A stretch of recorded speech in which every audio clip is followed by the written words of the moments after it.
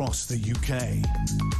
On DAB+, on your smart speaker, on your smart TV, and on your side. This is Talk.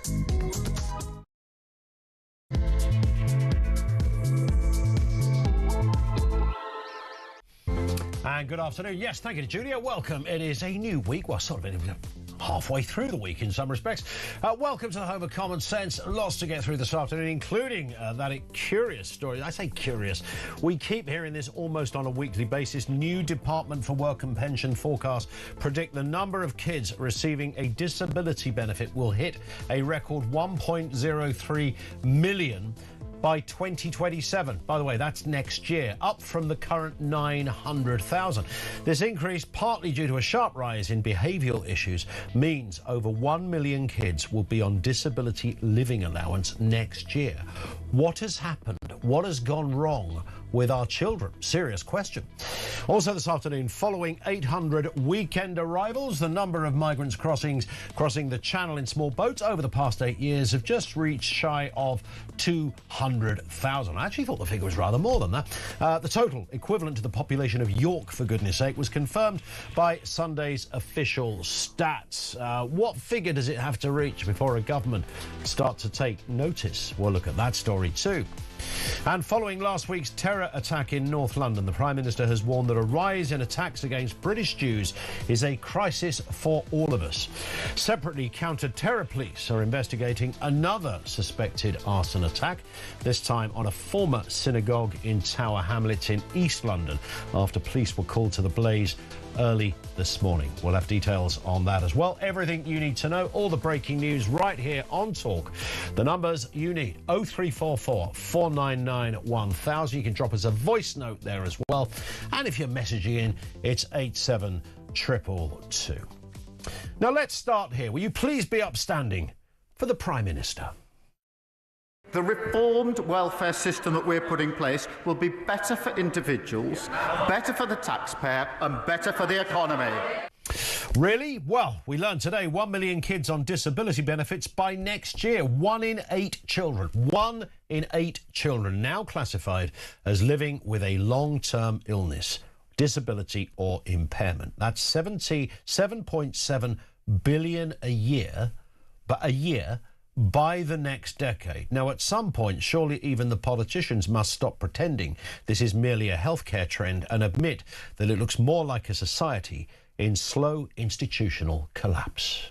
It's very important that we reform the welfare system because it doesn't work and it traps people. There he is again. Of course, many kids are genuinely disabled. I mean, I have to say that, pretty obvious when you have these conversations.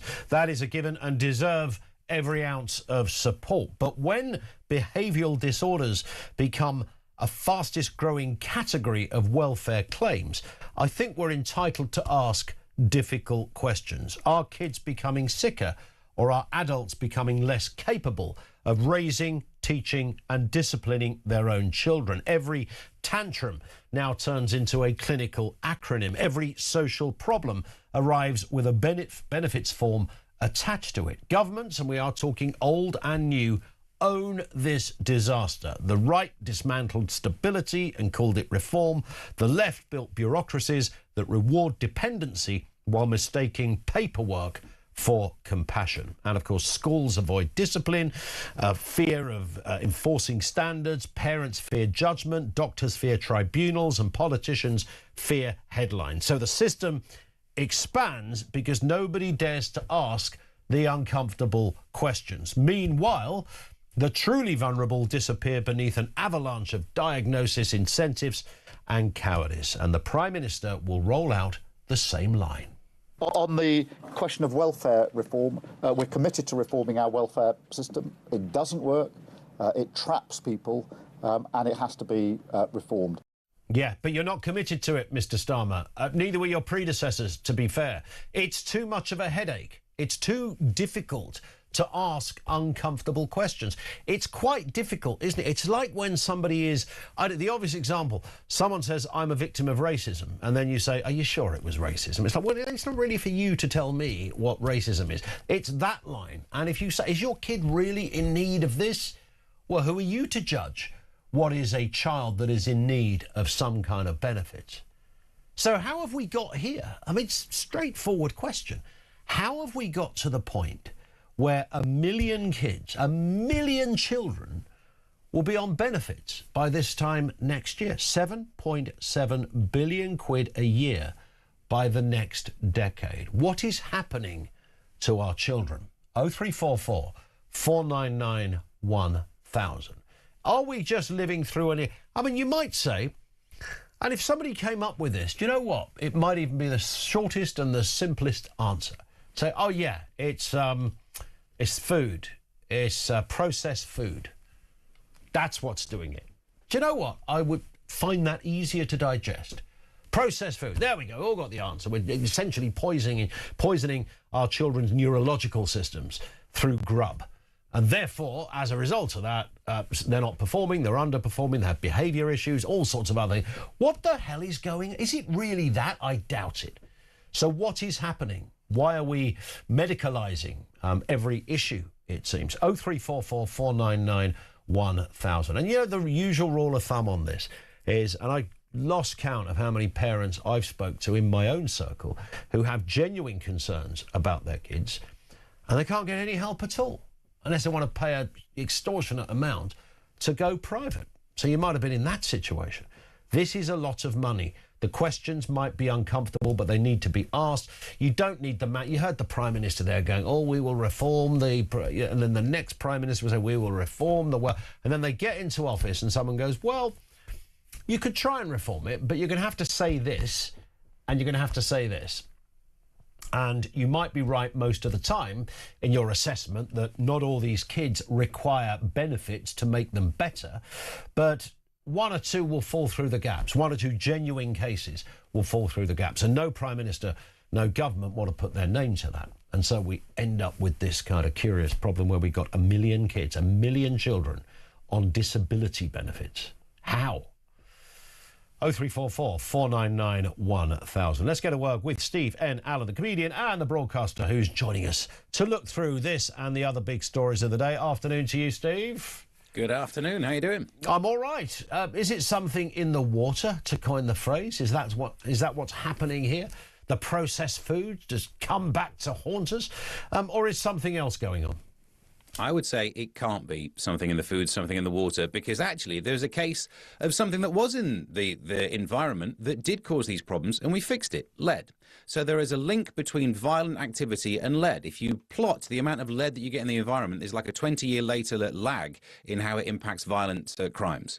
And we got rid of it from the petrol. We got rid of it from a lot of our pipes. It's not used in the stuff that you paint kids' toys with, unless you get the cheap stuff from China. So we did it. We found that there was definitely some neurotoxin thing that 20 years later caused violent activity. And yet we seem to be having these problems. So we're actually, if anything, we've improved a lot of the lifestyle and environmental. It's not that, is it? It's definitional. Because when I was growing up, you didn't have all of the terms. You might have done a thing, you might have behaved a certain way, but we didn't really have a phrase for it. I couldn't have got a diagnosis for what I was doing. But as soon as you get a diagnosis, you give yourself permission, don't you? You receive permission to continue acting like that. So if I were a little tyke, I was being a tyke. But if I had a condition, well, it's not my fault all of a sudden. So it's easier to continue doing it. And I always like to think is this: if you learn about anxiety and mental health issues before you learn about life, you will blame everything on that. Because life requires a bit of hard work. Life is not all ups and downs. There's that survey they do every year on the happiness survey. What a dumb thing. If you think you're going to be happy every day of your life, you'd be mentally ill then. Just on the other way. Life, you've got to be average. You can't be, cock a hoop all the time. Otherwise, there's something wrong with your brain. But if you get this perception that I should be happy, and if I'm not, I need some pills, we're slowly becoming American. That's what's happening. Yeah. It's interesting, isn't it? Because it wasn't that long ago. Louis Theroux did that documentary, didn't he, about medicalising, I think it was called something like America's Medicalised Kids or something like that. And we used to look at it in the same way that we used to look at old people in America wearing baseball caps and trainers and think that was a bit strange. And now kind of we do all of that stuff, or being like 10 times as large as they're meant to be due to burgers. We used to laugh at all. And this is another thing in that kind of category. I've got kids at school, 2 of them, and I know yours have yet to start that journey, Steve, but when you're in that kind of school gate mentality. It is extraordinary. You don't believe it's going to play out in real life in the way you've been watching it on the telly all these years. And then you get there at the gates and you realise that, oh, you know, what's little Joe? Why is he kicking a squirrel in the head? Oh, he's got an issue. He's got an issue, yeah. He's an arse. That's what his issue is. He's kicking a squirrel. That's not a condition. That's just a very, very naughty boy, you know. Yeah, but as soon as you get that diagnosis and therefore condition, you've got permission to keep acting like that. Instead of someone telling you off if you can't be told off for it. And you're right, we need the caveat of realising there's some base numbers of genuine conditions that need genuine help. And this isn't what we're looking at. The problem isn't the base numbers. The problem is the increase in the numbers that has outstripped the increase in the population. And why has that happened? I think people who would have acted a certain way were just told to stop doing it. Or, you know, there must be some level of taking personal responsibility.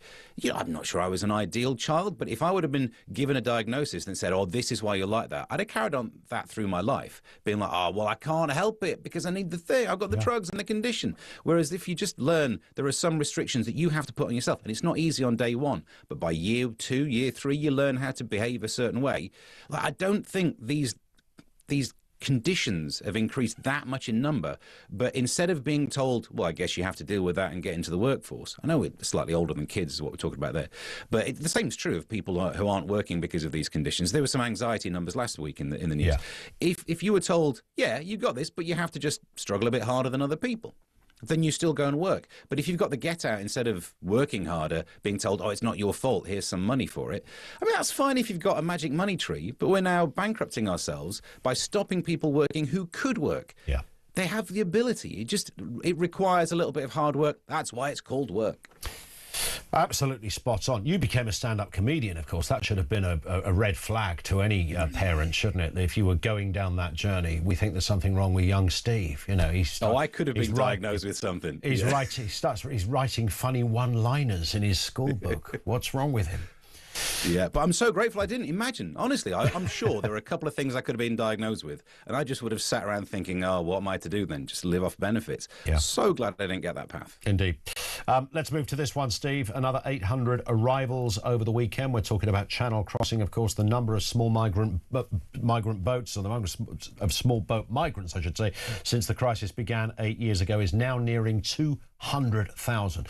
That is, I mean, we always do this the equivalent of the population of York, just to give you an example. And of course, it's a bit of a shame, really, because Keir Starmer said he had the solution.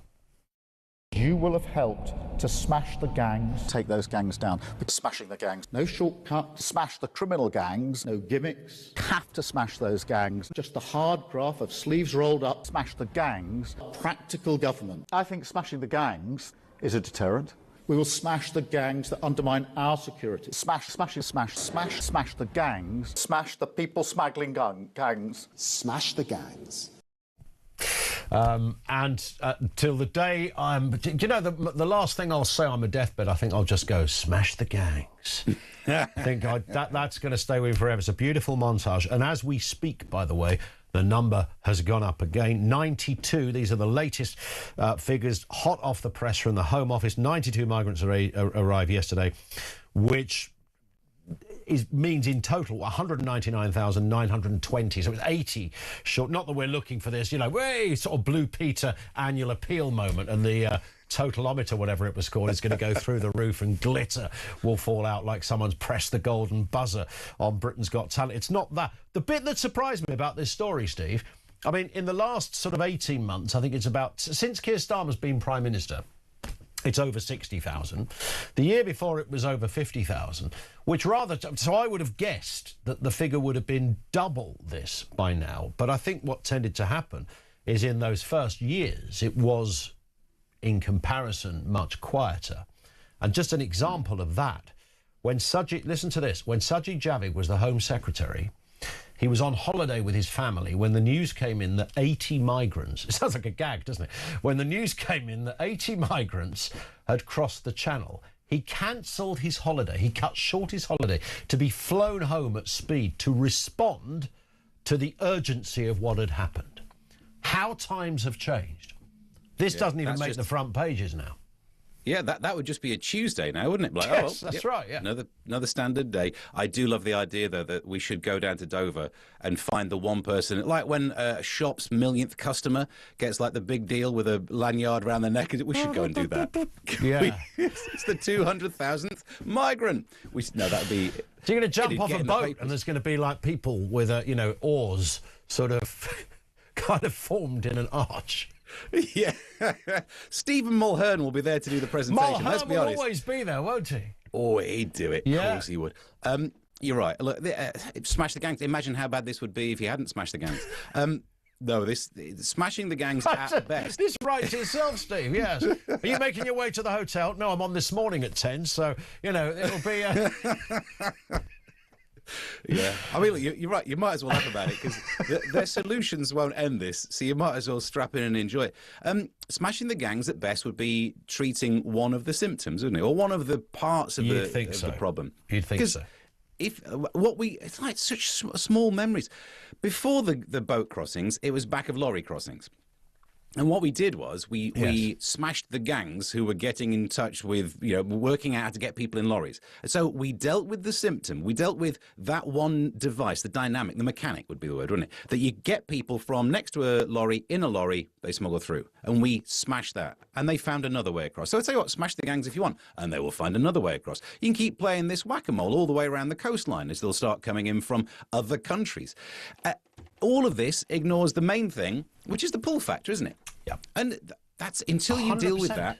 Yeah, you can smash the gangs if you want, and you'll be delaying. Like when France says we stop 40 crossings a day. No, you don't. You delay 40 crossings a day. You stop that one attempt, and they'll try again tomorrow. Because no one's dropping $5,000 on a ticket in a small boat and goes, oh, no, I got caught on day one, so I guess I won't try again tomorrow. Yeah. No, I'm busy. You know what I mean? No one's got a Google Calendar that full if that's what you're into. Until you actually sort out the pull factor, people will be pulled here. It's flipping obvious, isn't it? I don't know why we have to pretend it's not obvious. And it's also... I constantly try and argue this. Recently, as last week, I was talking to somebody about this very point, and they were kind of hesitant because they thought, oh, am I going to have is my view going to be some kind of, extreme view on this? And I was trying to, I hope, intelligently point out that this crisis, because it is a crisis, it goes beyond party lines. This is not a party political point. It is unacceptable no matter who you are. If you want to look at it from a humanitarian point of view, it is unacceptable. If you want to look at it from an economic point of view, it is unacceptable. I mean, the list goes on. We could all surely agree. And people do have a much more discerning way of doing life. Even if you live in North Africa or something, the idea of coming to the UK, changing your life, doesn't mean to say you're there to scrounge, doesn't mean to say that you're there to attack or assault anybody. But changing your life in 2026 is not that bizarre. In 1976, it was unthinkable you could make that journey. I don't know why that point, which I think is rather simple and probably a bit on the money, I don't know why that gets almost relegated in this debate. I think that's often what we're dealing with here, people who want a different life. Well, and we also, I think, suffer from the same thing that happened in other stories, the fear of being described as racist if you say a certain thing. So therefore, those phrases, those ideas, those concepts, verboten, you've got to wipe those off the board, and therefore you simply have to go along with the idea of, oh, no, you don't want to stop migrants. Clearly, there are two extremes of this debate. There would be no borders at all, let absolutely everyone through, which is kind of a green policy of even failed asylum seekers get to stay. Stop having a test then. Stop having a system. Save yourself the paperwork. If the answer is yes or no, you both get to stay. I could cut some corners there. And if the other end of it is no, thoroughly lock down, deport everyone, well, they're the extremes. And most people won't be thinking that. The actual debate should be in the middle, but it's like we're not allowed to have the debate because you might be seen as too harsh. If we had infinite resource, then fair enough. You'd try and help everyone in the entire world. But we don't have infinite resource. We have to be practical and pragmatic. And therefore, the discussion has to be how many. If you're letting people in to help them, there has to be an upper number on that. Let's talk about that number. Indeed. Steve, stay with us. Lots more still to come. Steve and Alan with us on the programme. Many more stories to discuss. Over to you as well. 0344 499 1000. How did child disability claims become the norm? How did we get 1 million kids on disability support? What the heck is going on? Thoughts on that as well? You can message 87222. Just gone 20 past 1. This is Talk.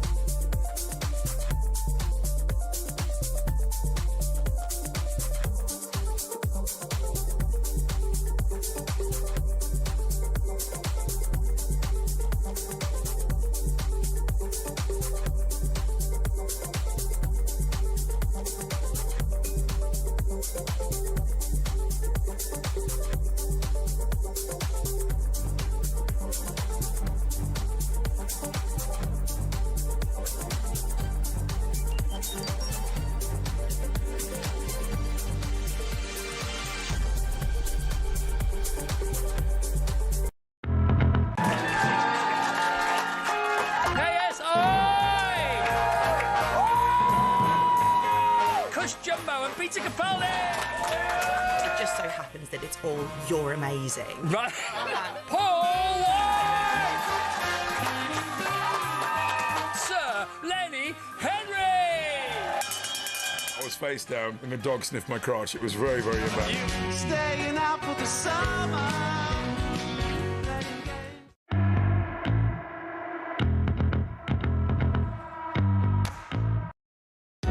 Across the UK, on DAB+, on your smart speaker, on your smart TV, and on your side. This is Talk.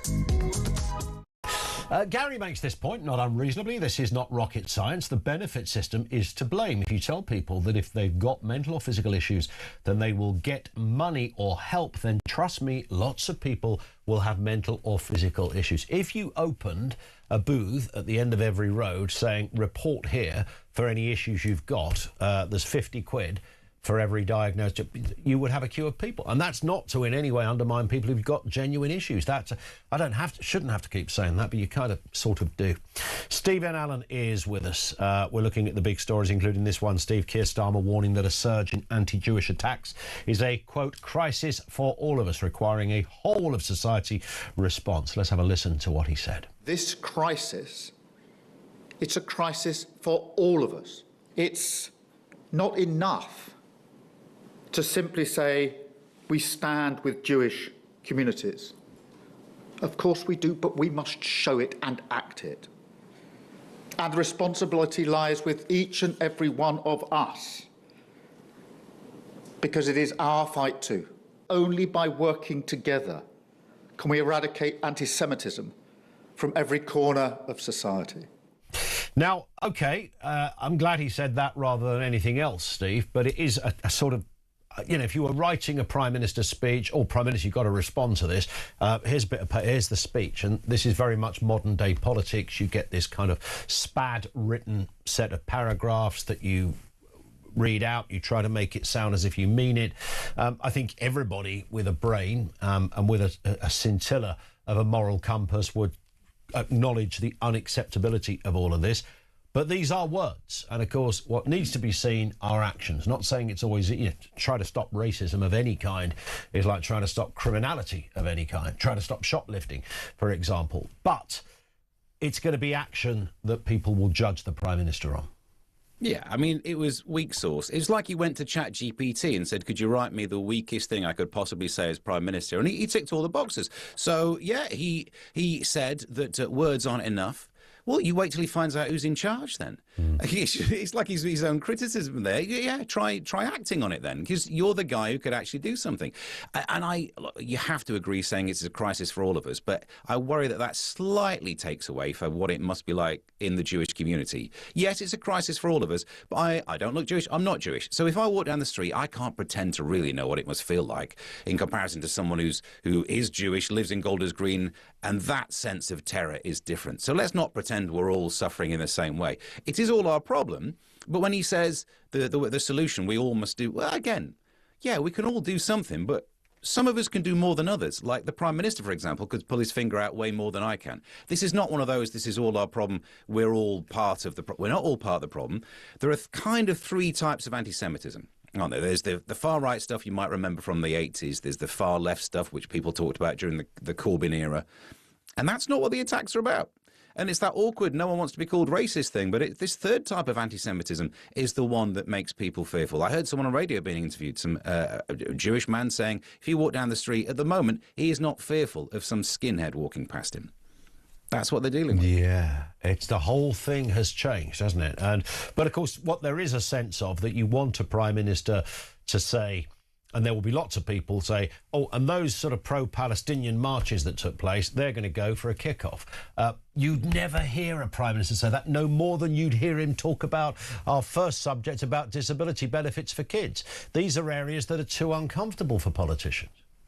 Yeah, and that's the problem, isn't it? That there's certainly with the Labour Party that they're worried about which vote they would lose a certain proportion, which there's so many of the seats that are on that wafer thin majority that actually, you know, if they're worried if they say something that might upset people on this issue, they'll lose some votes and then they'll lose power. But you know what I mean? It then means what we end up is skirting around this imported issue. No, yeah, it is, isn't it? I mean, that is why Trump does rather well, whether you love or hate him. But he has got that sort of tell it like it is approach. And I know it means that he often puts his size 11s into the proverbial by doing it, but once in a while he does hit a bullseye.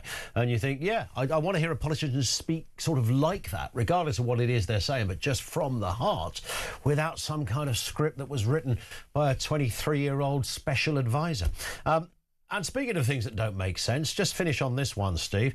Academics are being given £250,000 to decolonise maths, science and geography.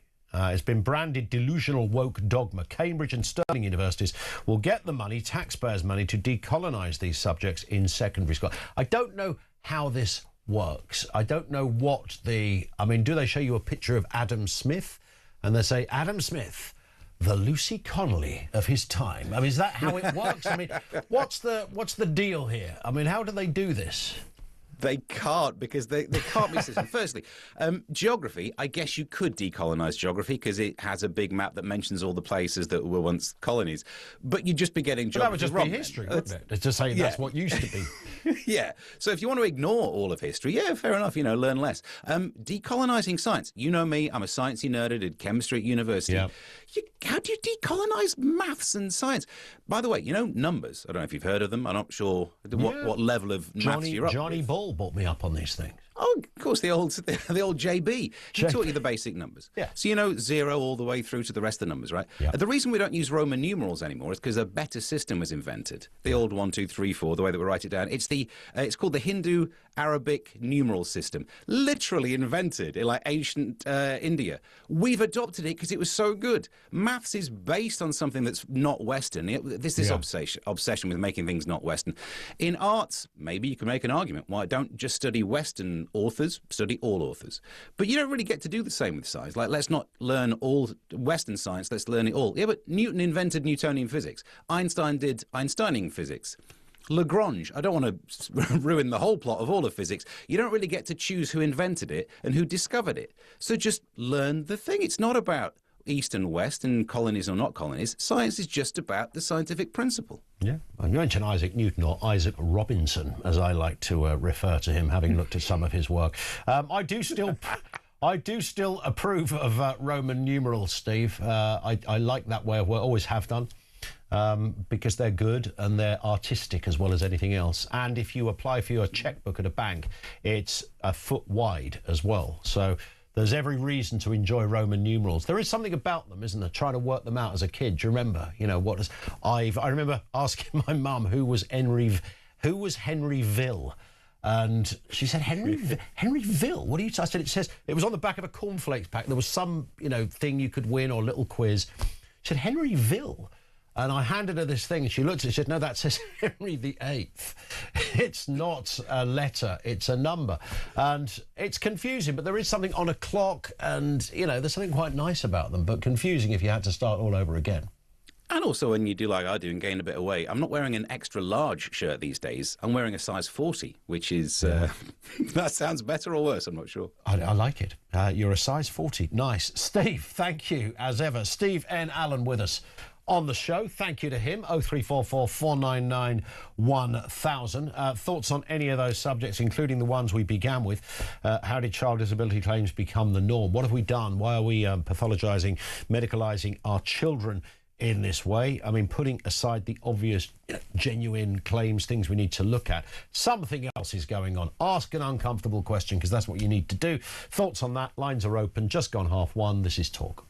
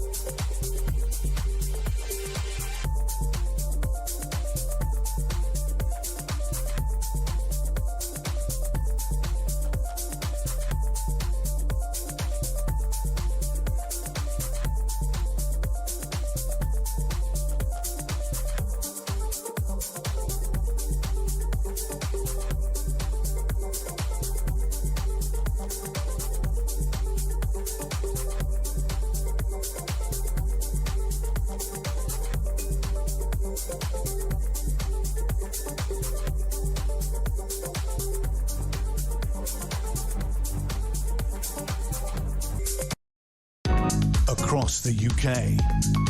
On DAB+, on your smart speaker, on your smart TV, and on your side. This is Talk. This comes from Dan in Kent this afternoon. Ian, UK politics is so simple now. If you're in the mind that anyone in the world are free to live wherever they like, you are left-wing. If you're in the mind of controlled migration, you are right-wing. Yeah, we live in a really polarised place, and it's quite frustrating because almost my experience of covering news over quite a lot of years is that usually, and not always, there is a caveat. Usually the truth of a story does sit somewhere in the middle, because you'll get lies on all sides of things. You know, we saw it with the whole Brexit debate, didn't we? Those at the extreme fringes would argue away with... I mean, remember when George Osborne said, if we vote to leave the EU, we will have an emergency budget the next day, 300,000 people will be unemployed. I mean, the list went on. Bread would cost about £58 a loaf. I mean, he couldn't stop himself. You had all this kind of garbage. So you get those extremes, and that's the world we are in, irredeemably polarised. Thanks, Dan, for that. Let's get a word on this story, though. The number of kids claiming disability benefits is projected to surpass 1 million by next year. Next year, for goodness sake. We're in May already. This is very close, and the cost is absolutely vast. Let's speak with Andrew Allison, Head of Campaigns at Popular Conservatism. And Andrew, good afternoon to you, sir. Good afternoon, Ian. Nice to have you with us. I mean, is it fair to say that all governments over the years have taken their eye off the ball on this one? I have some skin in the game, really, Ian, because I have a son who has special educational needs and attends a school to do that. We know many parents who have had assessments done on their children so they can get some sort of formal diagnosis. Yeah. We were advised against that, and I'm pleased that we didn't, because what we didn't want to do was pigeonhole him and say, well, you have a disability, therefore, you know, you can claim this, or this disability will follow you around for the rest of your life. Yeah. We didn't want to do that. We want him to lead as normal a life as possible. He's currently 9 years old. In September next year, we'll have to change schools. He'll have to go to a secondary school. Yeah. And we're looking at a secondary option with a special hub attached that will be able to I get all of that. Yeah. So that's what we are trying to do. So this idea that now that more than 1 million children are now claiming disabilities concerns me, simply because I think you're pigeonholing them for the rest of their lives. You're telling them that they've got a disability, and therefore you will not be able to achieve as much as Jim and Joe and Claire and Sarah over there, because you can't possibly do that because you have a disability, you're special. And that is what concerns me more than the money. I mean, the money is quite astronomical, I agree, but it's the wasted potential 100%. that really concerns me. I mean, there is, I mean, the more, I don't know if this is the right word, Andrew, but the more generous way to look at this, because I've been saying throughout the last 40 minutes, look, there are kids who need help. And nobody with a brain would deny that. And if there is a child that has some challenges in terms of behaviour or coping and all the rest of it, you know, as taxpayers, I think most people are absolutely fine. In fact, often quite proud that we contribute to assist kids with issues and challenges, etc. But we'd not be human if we didn't look at this extraordinary rise in number and think, what is going on? Now, it could just be, I said at the beginning, you know, somebody might say, oh, it's processed food. End of. I mean, maybe it is, I don't know. But that would be easier to understand. But in the absence of any real explanation over this, we are forced to wonder what the heck is happening with 1 million children, 1 million kids, a £7.7 billion annual bill for this, and I agree with you in your first point that it's the welfare of the kids that's more important, but nonetheless the monetary aspect is huge. It does feel like something very strange is happening. Well, wasted potential, of course, will cost us a lot of money in the future as well. So the two do go hand in hand. I don't visit my GP very often, Ian, but when I do go there, the place always seems to be, you know, pretty full. The GPs seem to be battling to keep the time and all the rest of it. And I just suspect that too many GPs that just say, right, we'll refer this one off, we'll refer that one off, I need to get that off my case list today. And I think there's a lot of overdiagnosis going on here. I do genuinely believe that. I mean, my son's behaviour is more than challenging at times. It really is extremely difficult. We can work out when a meltdown is going to happen many times, not always. So he does require that extra help, and there's no doubt that he has autism, no doubt whatsoever. Yeah. But I think there are others where children just need a little bit of an extra helping hand, maybe need a firmer hand as well at home. How does a government respond to this? Because no Prime Minister, I mean, I don't like to use the phrase with respect to Keir Starmer very often, but, you are in a kind of bit of a cul-de-sac, aren't you, as a leader? Because the moment you sort of deny, it's like denying racism to somebody who's the victim of racism. The moment you go down that path of saying, no, essentially, some of you parents are making it up, because that's what it would amount to. It would, and that, of course, would be politically impossible to say, but also perhaps even impossible to say, because you don't really know, and it's quite an accusation to level at a parent that you're just making this up. Even though we know that some parents will be making this up, I don't think there's any doubt about that. But it's to do with the benefits. I mean, once you've given the benefit, it's virtually impossible to take it away, isn't it? Yeah. Because otherwise you're sort of taking away food from a child's mouth, or you're victimizing a child. Yeah. So it becomes difficult. So the more we allow this to continue, the worse the problem will become. I think the only way we can do this is to have much sort of stricter testing on this, and that is the only way that we can do it. There's no other way. Indeed. Andrew, thank you for being with us. Really appreciate your time. Good luck with everything with your son as well. I totally get that, the challenges that you can face in those situations. Seen it in my own family as well. Andrew Allison is head of campaigns for Popular Conservatism. Let's get a word from Callum McGoldrick from the Taxpayers Alliance campaign manager over there. Callum, afternoon to you. I mean, the numbers here are jaw-dropping. 7.7 billion quid we're talking about on an annual basis. I mean, these are not small numbers, and they are growing. No, not at all, and Ian, thank you very much for having me on. I think where the numbers become particularly stark, though, is when you compare it to pre-COVID levels. So looking at 2018, sort of one of the last big years before, or 4 years before COVID happened, the spending was only 4.5 billion, or so 3.5 billion with 400,000 people on it, or children on it. It's now up to, as you said, 7.5 billion with 900,000 children on it, and that's set to hit over 1 million next year. And the big reason for this is the way that the assessments are done has changed so much, in that there's not necessarily any more children that should be getting it, that need it, but because of the way that assessments are done now, mostly over the telephone or online, it's just so much easier to access it. Yeah, and it's difficult, as I was just saying to Andrew a second ago, it's no Prime Minister wants to make the comment you've just made, and there's the problem. No, and as you just said, it's very easy to hand out taxpayers' money. It's very easy to give away spending splurges. It's very difficult to rein that back in, and ultimately you will have to say to some people, well, actually, no, you're not getting this money anymore, even though you once were. Yeah. This figure, as I mentioned, is going up. It feeds into the wider figure of welfare. I think those stats are now confirmed that we're now giving out more money than total take just on welfare. That doesn't include defence, education, NHS and goodness knows what else. So we're in I don't know where this story goes. I mean, if you were watching this as a sort of 10-part series on Netflix and this was episode 4, you'd be thinking, well, clearly Armageddon happens in episode 10, because I can't see how we can sustain this level of spending. What has to happen? What has to give? Well, you look at welfare spending as a whole, it's hitting over 300 billion. That's more than the NHS and defence, which I think everyone would agree that the NHS and defence are two things that you would expect to be up there for money spending, and most people use and most people need. I think you look at something like welfare then and think, how can that be more than both? And like as we've said, it's very, very difficult to take that away. Labour tried to.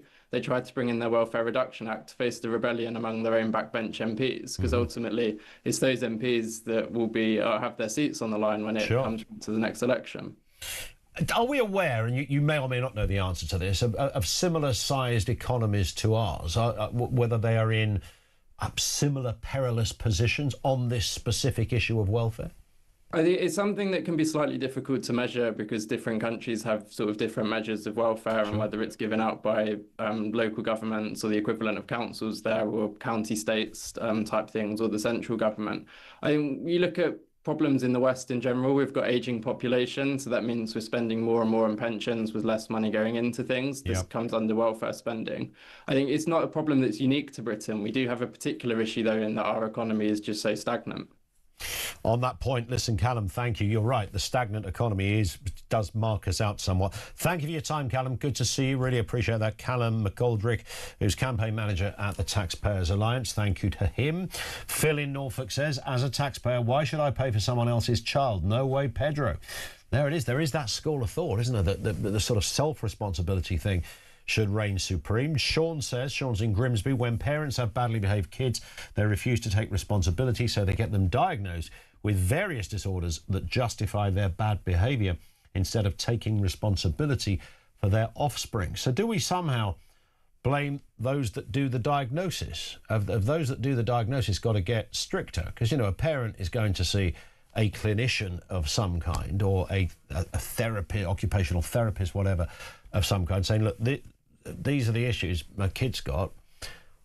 What's wrong with them? You know, is there something wrong with them? And the therapist might say, well, yeah, possibly they are, you know, ADD or ADHD, and there are many combinations of those letters that could be on the autistic spectrum, but mainly, probably only just. There's that issue too. Is it that? Do we need more therapists and the like? Going, no, there's literally nothing wrong with your child. Do we need to get tougher on that test? Maria is in Gloucestershire. What do you make of it, Maria? Afternoon to you. Hi, good afternoon. Good afternoon. You'll find that most of the children that are actually on this, who are actually on benefits, their parents are on benefits as well. So you just got to look at it that way. They have got no idea what they're dealing with their kids. Some of these kids are genuinely not well, or genuinely got problems. Yeah. Quite a lot of them are mental health problems, and they struggle, and I know a couple, okay? Yeah. But I also know a couple who really, to be honest with you, just are too lazy to get out of bed. And it's easier to let them stay in bed than it is to get out, because all they get is a load of shouting and screaming at the parents. Yeah. And the parents just don't know how to deal with them. And there's not enough therapists. What they should do, as far as I'm concerned, PIP should not come into it. Mm-hmm. I do not believe that any child who may or may not have ADHD or autism, which can take 2 to 3 years before you even see a doctor with, by the way, should be on PIP. Because PIP is for people that where you can deal with it, you can do something for them. You know, I mean, you can get the PIP, but what's it going to do? They're not going to go and pay for a therapist, are they? It is I think you're right. In some cases, you've got this sort of perpetual circle of doom where it kind of just literally does get passed on and passed down. And I consider this almost on a daily basis. Maria, thank you for that. When I'm with my own kids, and this weekend I was pretty much on my own with them for most of it, and we were trying to do lots of stuff, and some of it does involve, you know, if you want to go to some kind of park or whatever, you've got to pay out. If you want to buy food when you don't have to do all of this, you can take your own sarnies. But what I'm saying is life can be pretty expensive. I get that, but I do wonder about kids that don't have any kind of meaningful parental input.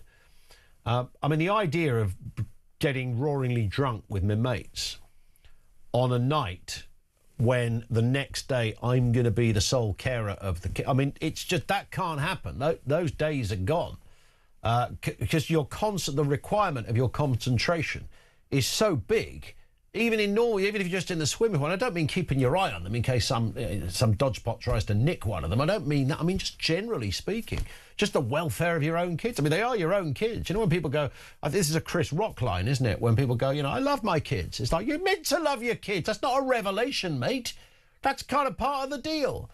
And so to have a hands-off approach for young kids, I don't know how those kids, I mean, some will squeeze through the gaps and go on to be brilliant, but and find their own strength in their lack of support, curiously, but not many. 0344 499 1000. More calls from you on the way. This is Talk.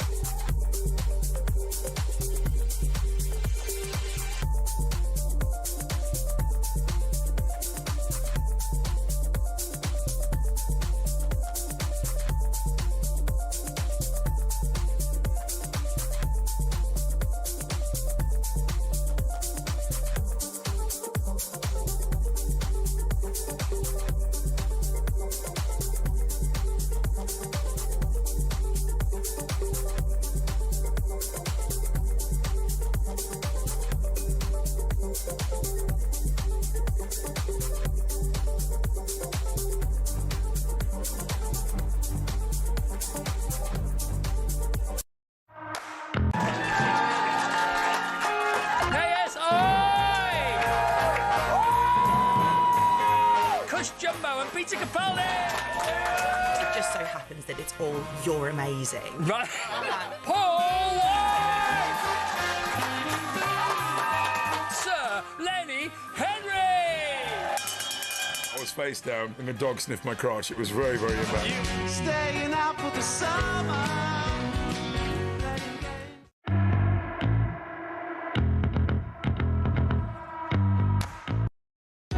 Across the UK, on DAB+, on your smart speaker, on your smart TV, and on your side. This is Talk. This is Talk. This comes from Glenn in Leeds, who said this is reference the issue with kids and how did child benefit disability become so normal and so common and on the increase. How did we get to 1 million kids on disabled support? Glenn offers this. It's interesting. Of kids with ADHD, food additives, unlimited screen time, no sleep time or boundaries, crap in the water, kid thinking a girl is a boy and vice versa, the internet sewer and poor parenting.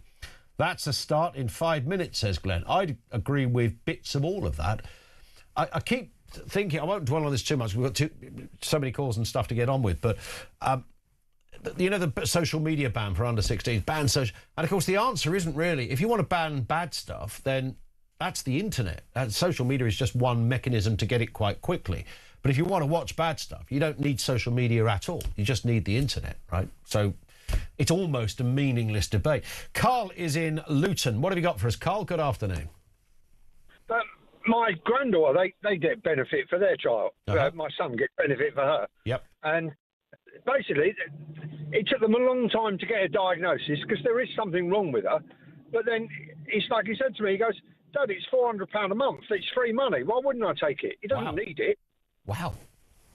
Yeah. What sort of area, if you don't mind me asking, Carl, what sort of area are we talking? Are we talking autism, ADHD or what?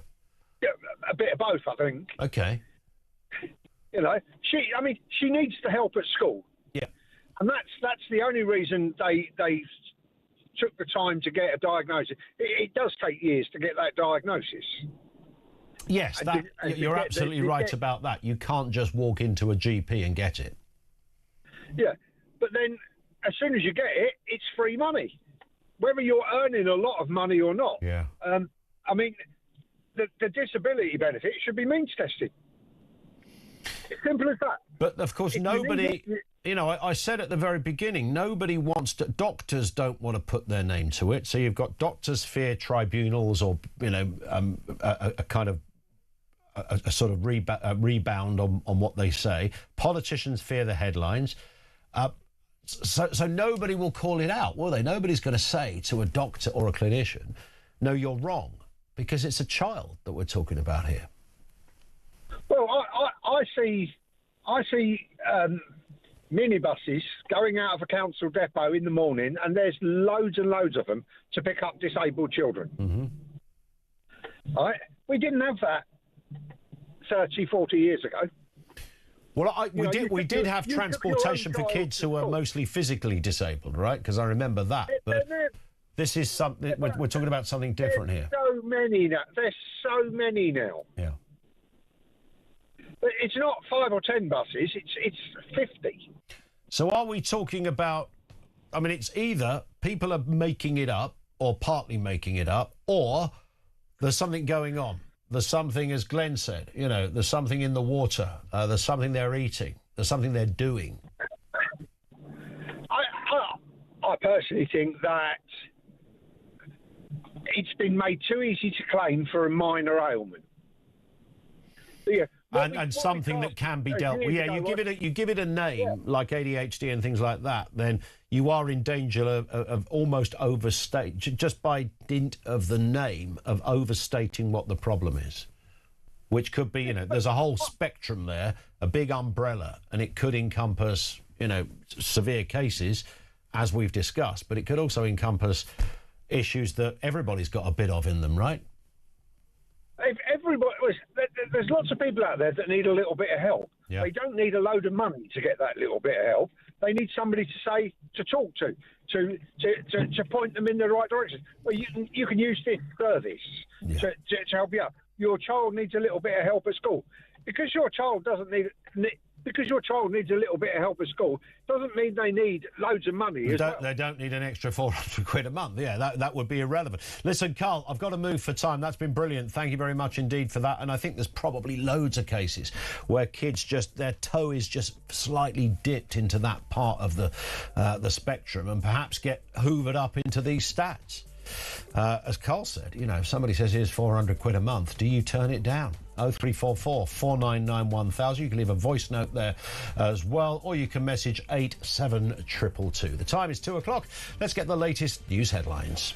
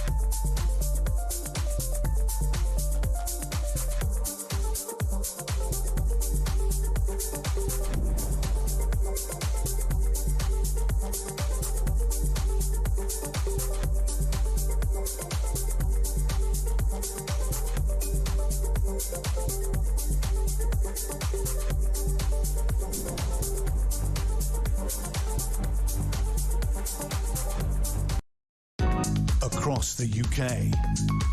On DAB+, on your smart speaker, on your smart TV, and on your side. This is Talk.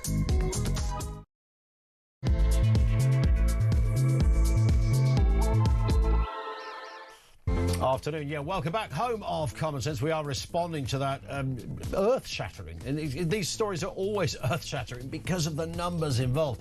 There's a new Department for Work and Pension forecast that predict the number of kids receiving disability benefit will hit a record 1.03 million this time next year. So it's round the corner.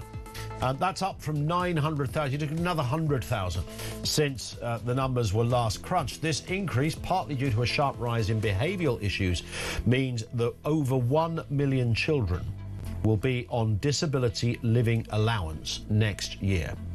And the cost for that, by the way, and it's not irrelevant to this, even being kind to people who need help, is 7.7 billion a year over the next decade. A year.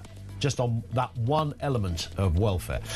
How did we end up here? How did we end up in a situation where we have so many kids claiming disability? How did that become the norm? How did we get to 1 million children on this kind of support? We'll have more comments on that. Also this afternoon, following 800 weekend arrivals, the number of migrants crossing the channel in small boats over the last 8 years has reached now just shy of 200,000. Just 80, that courtesy of the figures yesterday, which is around about 95, I think. It's 80 short of 200,000. This is a total equivalent of the population of a city like York, for goodness sake.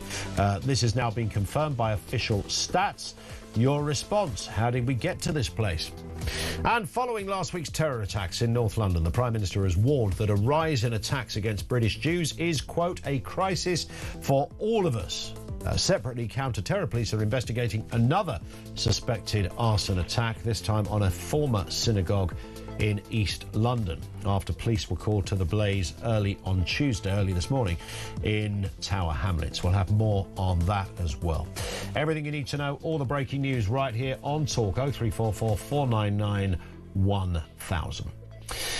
This one from Joe, who says, having a good old chuckle with you and Steve talking about the 200,000 celebrations. Great show. Your channel, it brings great news, but also great comedy. Yes, we were talking about does the 200,000th migrant get some kind of, those confetti cannons or something down there at Dover? Is there a little band that play when the Saints go marching in? Does Stephen Mulhern show up? Will they be appearing on daytime TV? Will they win a ticket? A holiday to France, maybe? I don't know what's going to happen. The biggest takeaway for me of that number, that we're just shy of 200,000, was that if you'd have asked me yesterday, since 2018, how many migrants across the Channel, I would have said it was twice that amount, bearing in mind we've had over 60,000 since Keir Starmer has been Prime Minister. I think the year before that was around about 50,000. So there's 110,000 in just 2 years. So, which rather tells us actually a greater story, and that's how it's crept up and increased over the years. Let's get a word from Henry Bolton, international border control expert. Afternoon to you, Henry. Did that number, firstly, did that surprise you? Did you sense that was about right? I know you keep your eye on these figures, so you probably knew what they were. Yeah, no surprise. No surprise in the number. But continual surprise that our government still fails to find the courage, the will, and the wherewithal to actually do anything decisive about this. They simply, unlike the rest of the country, don't seem to think that this is a national security emergency, which is exactly what I think it is. No, I'm not surprised. And you've just alluded to the fact that the numbers have, if you like, existentially grown over time. Yes. That's something I said some years ago, that if we don't nip this in the bud, then, if you like, from the migrant point of view, success will breed success, and it will encourage others, and it will be, in itself, become a draw for greater and greater numbers of migrants, and indeed will sort of create an environment which organised crime is marketing the movement, and thereby sort of you've got indirect encouragement of it as well. And that's exactly what's happened. The failure to address this at an early stage has meant that the word has got out, and the numbers are going to continue to increase. I was reminded earlier, Henry, that in 2018, when Sajid Javid was the Home Secretary, and there was a news story broke that 80 people had come across the Channel, he cut short his holiday to return back to the UK to deal with the emergency. So there was this one small moment in time, this one tiny window. And I remember seeing Sajid Javid interviewed at the time, and he was talking about cutters being brought in and drones and the Navy and goodness knows what else was going to deal with this. He cut his holiday short to deal with the crisis when 80 people crossed the Channel. Here we are with 200,000, and it hardly makes the front pages. We get virtually 80 on a boat nowadays, on just one of these dinghies, because the dinghies have grown in size as well. The number of dinghies has increased, but not that much. What's really increased is the number of people per dinghy. And don't forget, we've still got people coming across on the trucks via ferry and through the tunnel. We've now got the launches from Belgium as well, further up the coast. The pressure is continuing to build on the southern side of the Channel. So this is a problem that is getting worse, and the government's doing no more about it.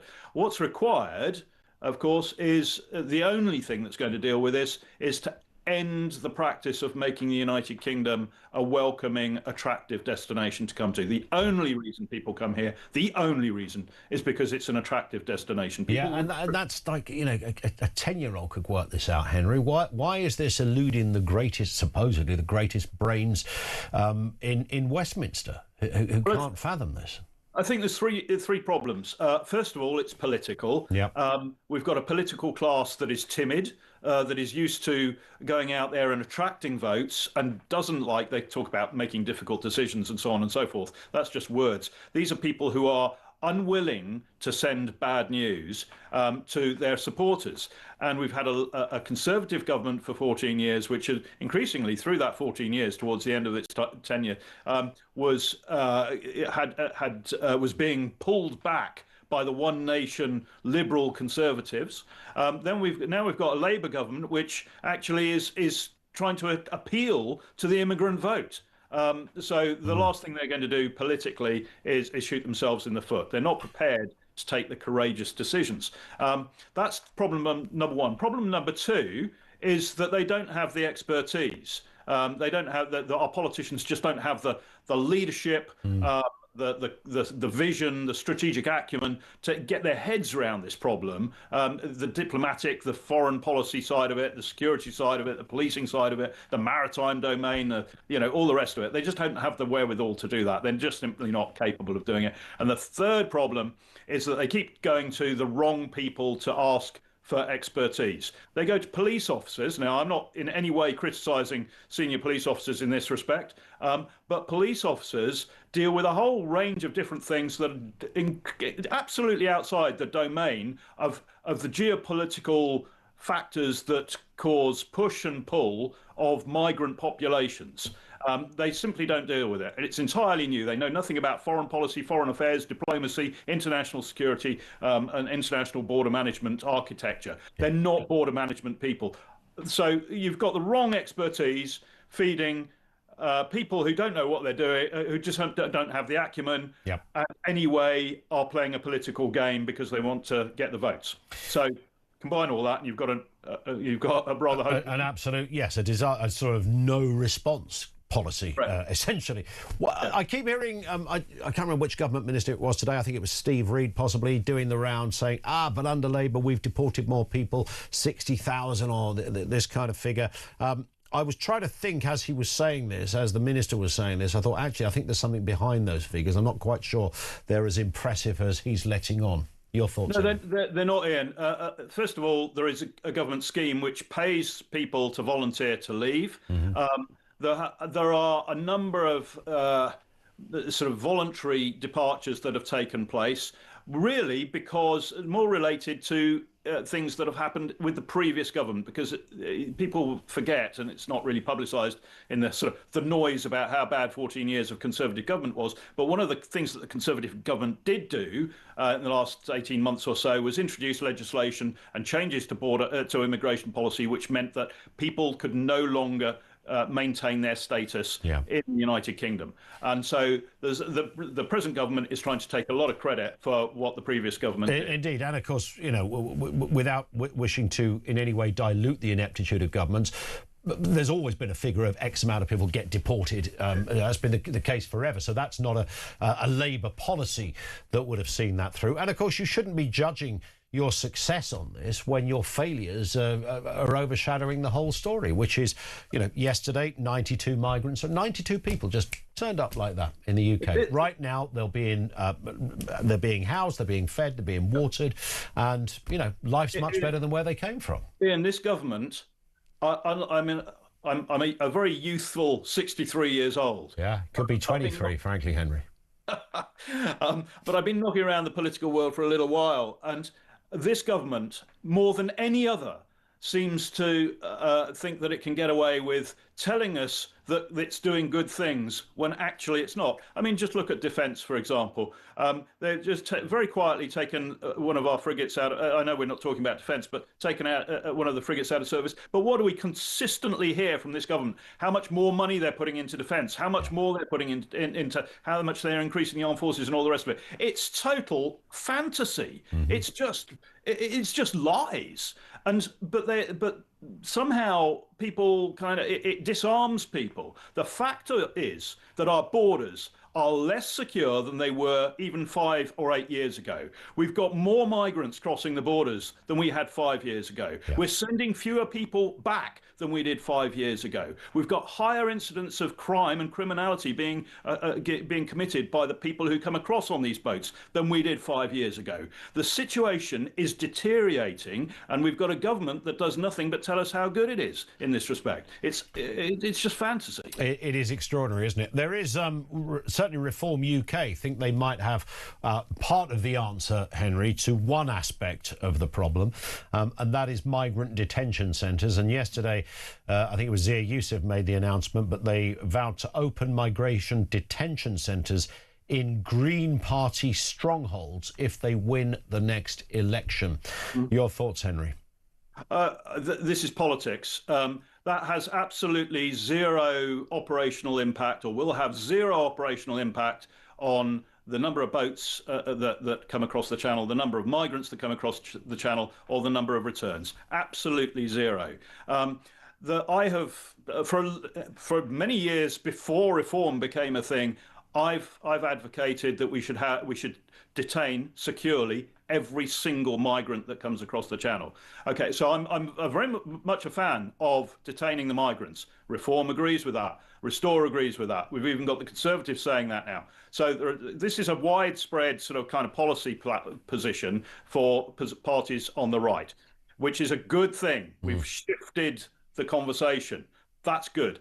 But the thing about the Greens, to be honest, as I say, operationally, the only thing from my point of view that should decide where we locate detention centres is public safety, number one, beyond and above everything else. And secondly, operational expediency. So, I mean, does it have access to infrastructure such as airfields that we can move people back, or deport people from, and so on and so forth? And do we have a policing asset nearby that we can respond, etc.? So I am uncomfortable with this, though, because I think I do not want these sort of politics to emerge in the UK, because I think we cannot be going around saying we will apply policies in certain areas depending upon who votes for which party. I think that's a dangerous precedent. And the next thing is that we'll have another party saying, well, depending on how you vote, it depends on whether or not we're going to plonk a wind farm on in your backyard. Or a hospital. or a hospital, or whatever, or not, or not. You won't get a hospital if you voted. Yeah, it's a bit of a clumsy or you won't way. get additional policing or whatever. So I think it's a very dangerous route to go down, and frankly, I'm quite disappointed. Let's stick to the operational effectiveness. The country wants this illegal immigration to end, and let's not play political games with it in that respect. All right, good work, Henry. Thank you, as ever, Henry Bolton, international border control expert, with us here on Talk. Thank you to him. Over to you on everything you've just heard there. The numbers are huge. The response from governments are just completely woeful. They haven't really got any kind of idea. The detaining thing, which should be almost not even touching on the word controversial, that you would detain somebody who comes to the country on a rubber boat, somebody you don't know who they are, you've got no idea what country they came from, what their background is, their CV, whether they're a choir boy or whether they're a criminal. You've got no idea. And all the while that is the case, exactly the same way as if I know I always say it, is if I tried to get through Heathrow or Gatwick or Manchester Airport without any papers, I would be detained, and they would spend weeks or months trying to establish who I was before they would release me. I'd arguably be in custody for that time. You just apply that, surely. That's just common sense. I guess it's the numbers involved that have stopped them doing this. Can't they nick one of those big data centres just temporarily and say, before you stick the wires in, boys, can we just use this for a bit? I don't know what the answer is in terms of the implementing the logistics, but there has to be an answer, surely. This is Ian down in London. Ian, what have you got for us? Afternoon. Well, hold on. I'm holding.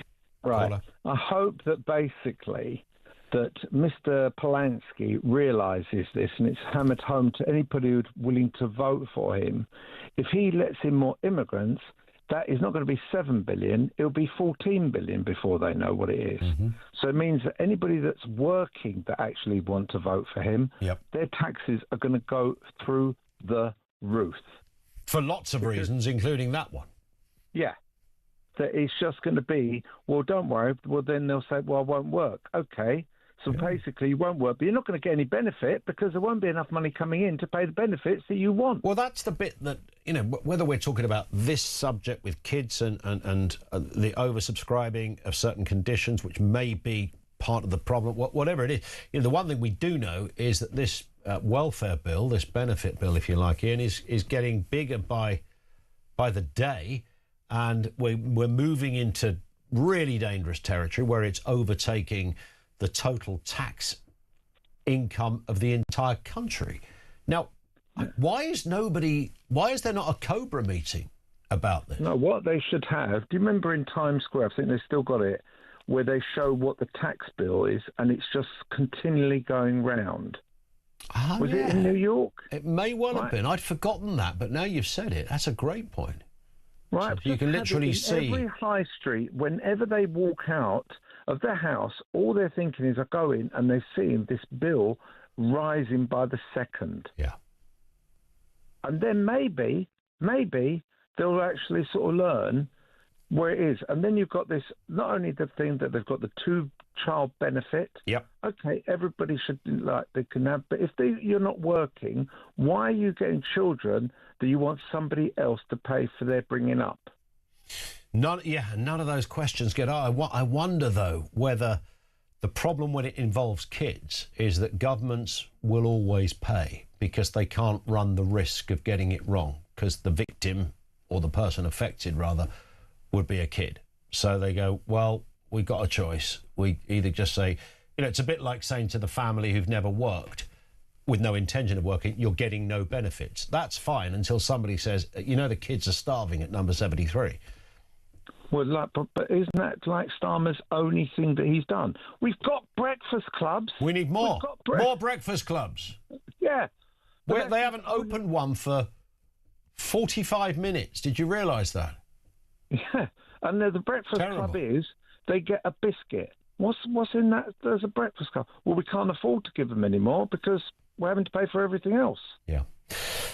We are in a confused time, and I come back to it, Ian. I'm not hearing any politician seriously talk about this. Thank you, Ian, for that. 0344 499 1000.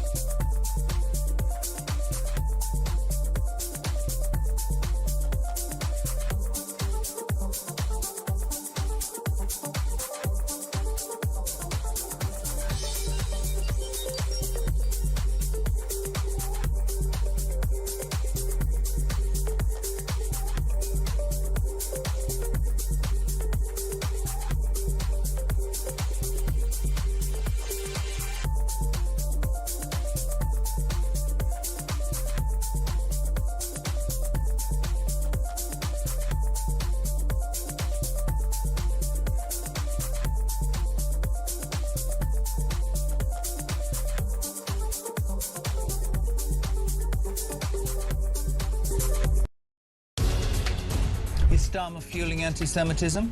I don't think he's doing anything to deal with anti-Semitism. The attempt to gaslight the British people and the Jewish community is appalling. This has to stop. It's almost being normalised, and it's terrifying, and we're sick of it. Enough's enough. Don't be shocked, and don't you bloody dare claim to be shocked or upset or care about Jewish people being stabbed on the streets of our capital city in broad daylight. This is on you. Across the UK, on DAB+, on your smart speaker, on your smart TV, and on your side. This is Talk.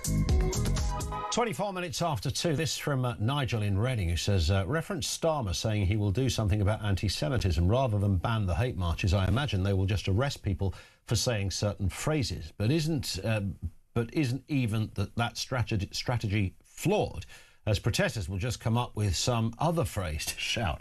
I think the government just want to be seen to do something but won't do much impactful, and anti-Semitism is here to stay. It is, but again, I'm going to sound like a broken record. Until we have a Prime Minister that will call it out properly and say, look, we've got all these hate marches, and you can call them, pro-Palestinian marches, some are pro-Hamas, anti-Israel, whatever you want to call it. That's not really a UK thing, is it, really? That's not kind of us. Doesn't really represent what we're about over here. Yes, you can have your concerns about countries all over the place and issues all over the place. But at that level, with that regularity, no, we don't do that. And I want to hear Starmer say that. He never would. Margaret in Birmingham says 200,000. This is reference the number of Channel migrants. This is jaw-dropping. And Sajid Javid, get him back. How impressive was that?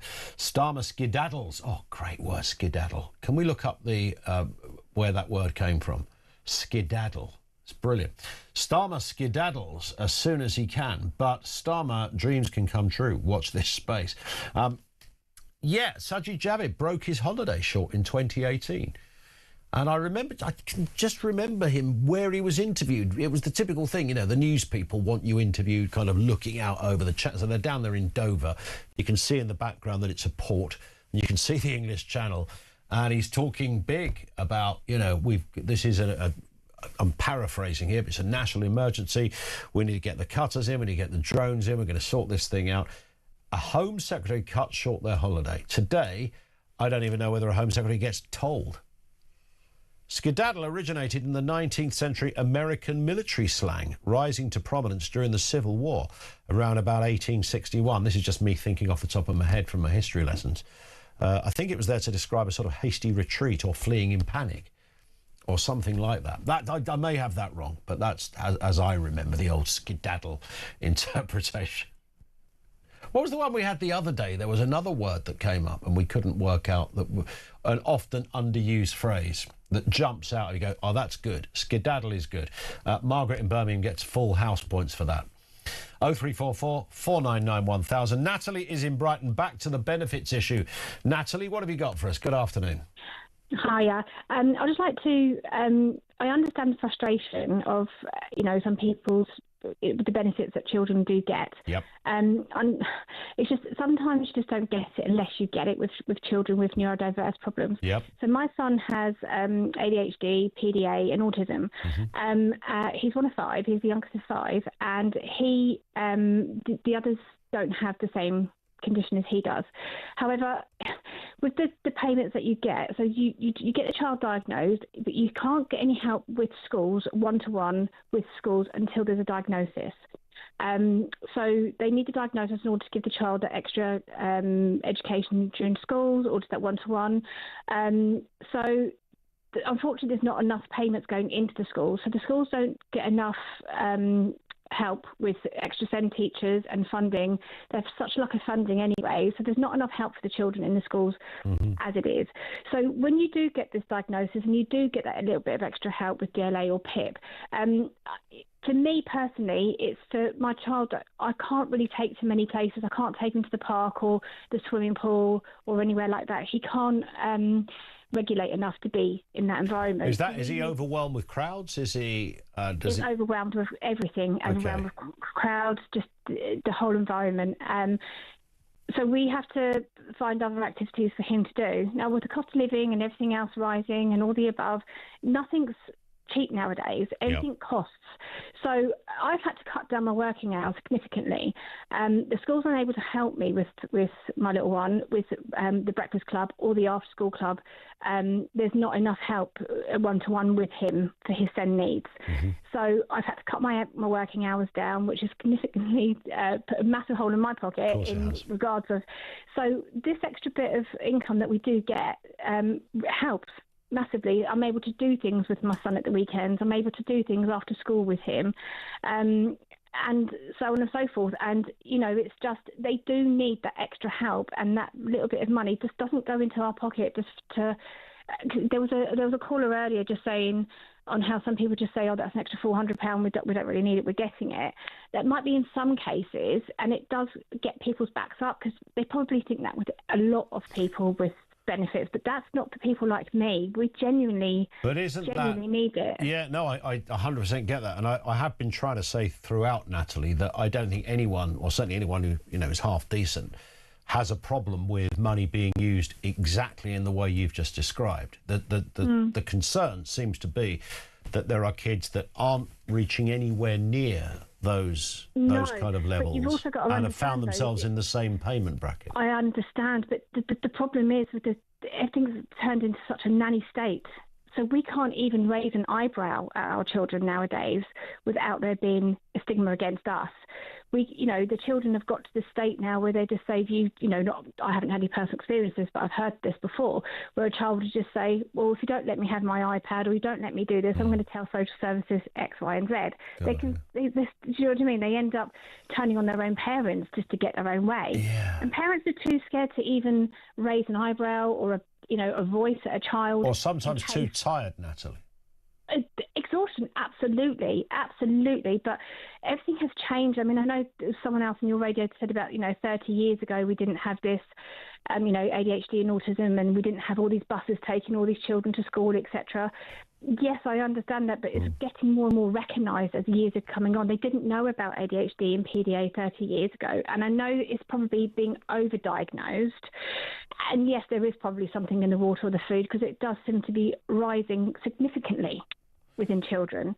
However, what do we do as parents when we can't even parent them with the way society is today? What are your I mean, you mentioned about your child not being able to deal with certain situations. What is where are the red flags? Where are the kind of moments when you realise that things could get bad here? What are the sort of circumstances or scenarios that your child would really struggle with? Right, okay, so we could yesterday, for an example, it was bank holiday, so we went to the arcades and just done a few bits and pieces. Now, beforehand, we were up at the marina, actually, and we were just up on the balcony bit trying to get something to eat, and we just cannot understand what triggers him. 1 minute he's literally so happy, so content, and literally like a switch, he would just become very agitated. He'd start screaming and shouting, and he'll just want to run off in any direction. What age is he? 5. 5, yeah. And it's, and then you're standing there and you're trying to control and regulate this child. Yeah. And, it doesn't matter what you say to him in that heat of the moment, he will not hear or understand anything you're trying to do. So it doesn't matter what action you put towards him, he will not take it on board until he's actually physically calmed down, physically and mentally. There's no getting through. Yeah. So you do have to hold him to stop him running off, because he has no danger sense at all. He will scream, kick, hit, punch, and become quite aggressive towards you. And it's quite... You have to really stay calm. You cannot match his energy, because that just does not work. Yep. So you're having to stay really calm, and then you've got everyone around you looking, staring, and they think, oh, you control your own kids, that thing. Yeah, well, you're being too like nanny state, like, it's okay, darling, it's fine, you're going to be fine. But people don't know it unless they go through it, and it's really hard. And so you can't always take him into an environment where it would be like just go to the marina for a bit of lunch or something like that, because he's really unpredictable. But I bet he likes an arcade, doesn't he? Well, when he does go into the arcades, again, again, we can't trigger him. It's just we can be in there 10, 15 minutes. He'd be fine one time. The next time you take him there, and he can actually behave exactly the same. Yeah. So there's no... So you can't... The only reason I mention arcades is I know kids often like, it's the lights, it's the excitement, it's those tickets coming out the flipping machines at 1,000 miles an hour, all of that stuff. That's often quite... But you couldn't identify, it's that scenario or that one or that one, because it's across the board. It's across the board. There's nothing... We can't work out that actually...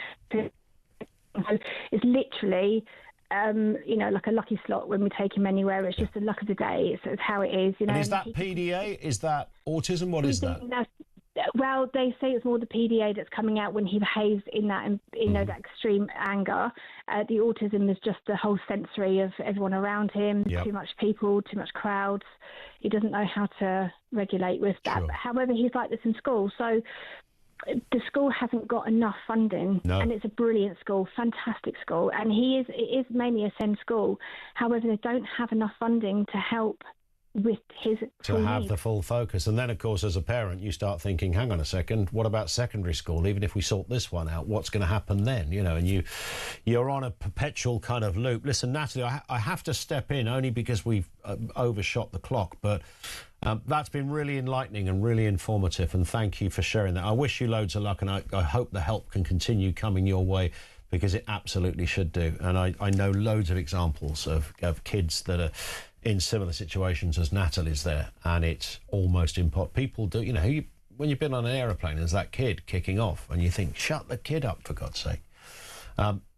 You don't know what's behind that. And, of course, there's the issue. 0344 499 1000. This is Talk.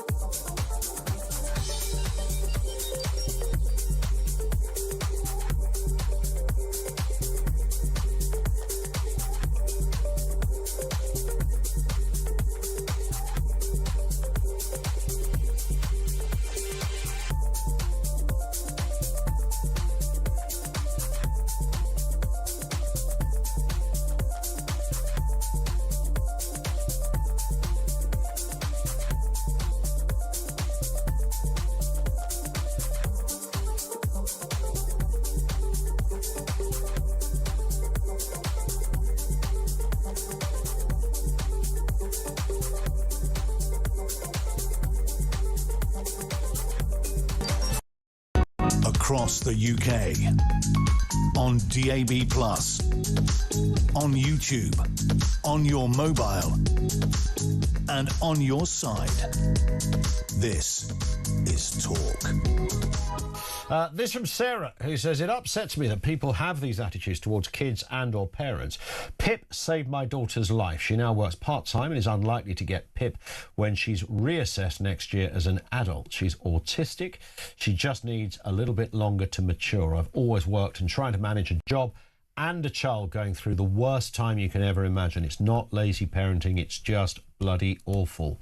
Schools refer them for assessments, and often it is schools that cause the problems in the beginning. And again, thank you, Sarah, for that. I echo that 100%.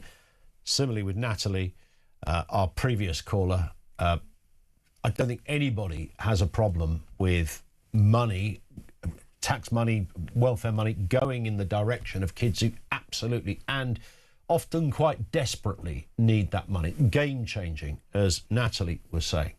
The question is, how many people are kind of just dipping their toe across the line and finding themselves able to claim in the same kind of way, despite having nowhere near the kind of issues Sarah and Natalie have just described. 0344 499 1000.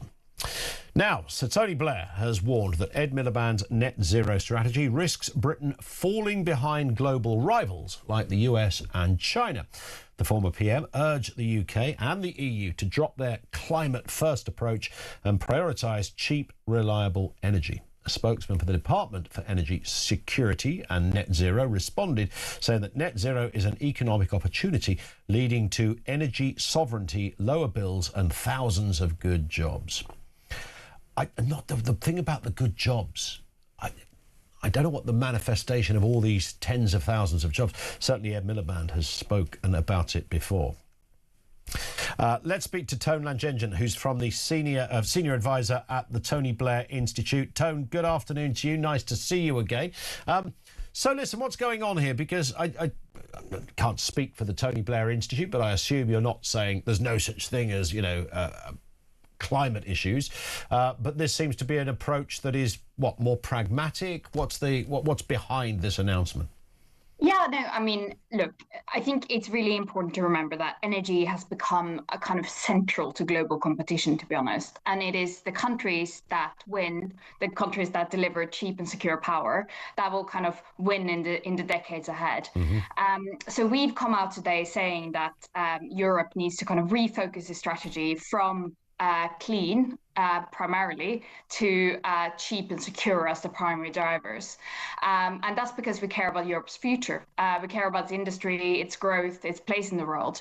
And I think it is really important as well to remember that Europe is a shrinking part of global emissions. So we're not going to solve climate change by just delivering renewables here if it kind of increases prices. So that's really the message we're trying to send to across the continent today. And I think most people would kind of echo that, really, and say, it seems that one of the issues that I think, I think the PR of this government on this issue has been horrific, frankly, because you need to take people with you, of course, when you come up with a policy.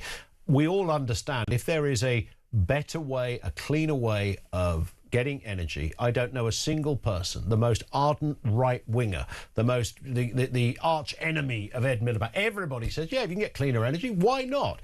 But in the meantime, while you're working on that, what you don't do is cut your nose off to spite your face and ignore what is next to you, under you or beside you if it gives you cheaper, deliverable energy more instantly. No, completely. And I think you're absolutely right on that. And our message here is not to say stop investing in renewables. If renewables lower energy cost, which they will in many instances do, please, let's have more of it. It's just that we need to think about building the system more generally, for instance. Are we building the grid kind of after we built the renewables? Because there's no point in that. Yeah. And also things like how you approach fossil fuel extraction in the short term. Yeah. So, I think there is a real common sense position here, which is also really important for the future of Europe. Because the reality is we're seeing what Trump is doing in the US. We're seeing what China is doing.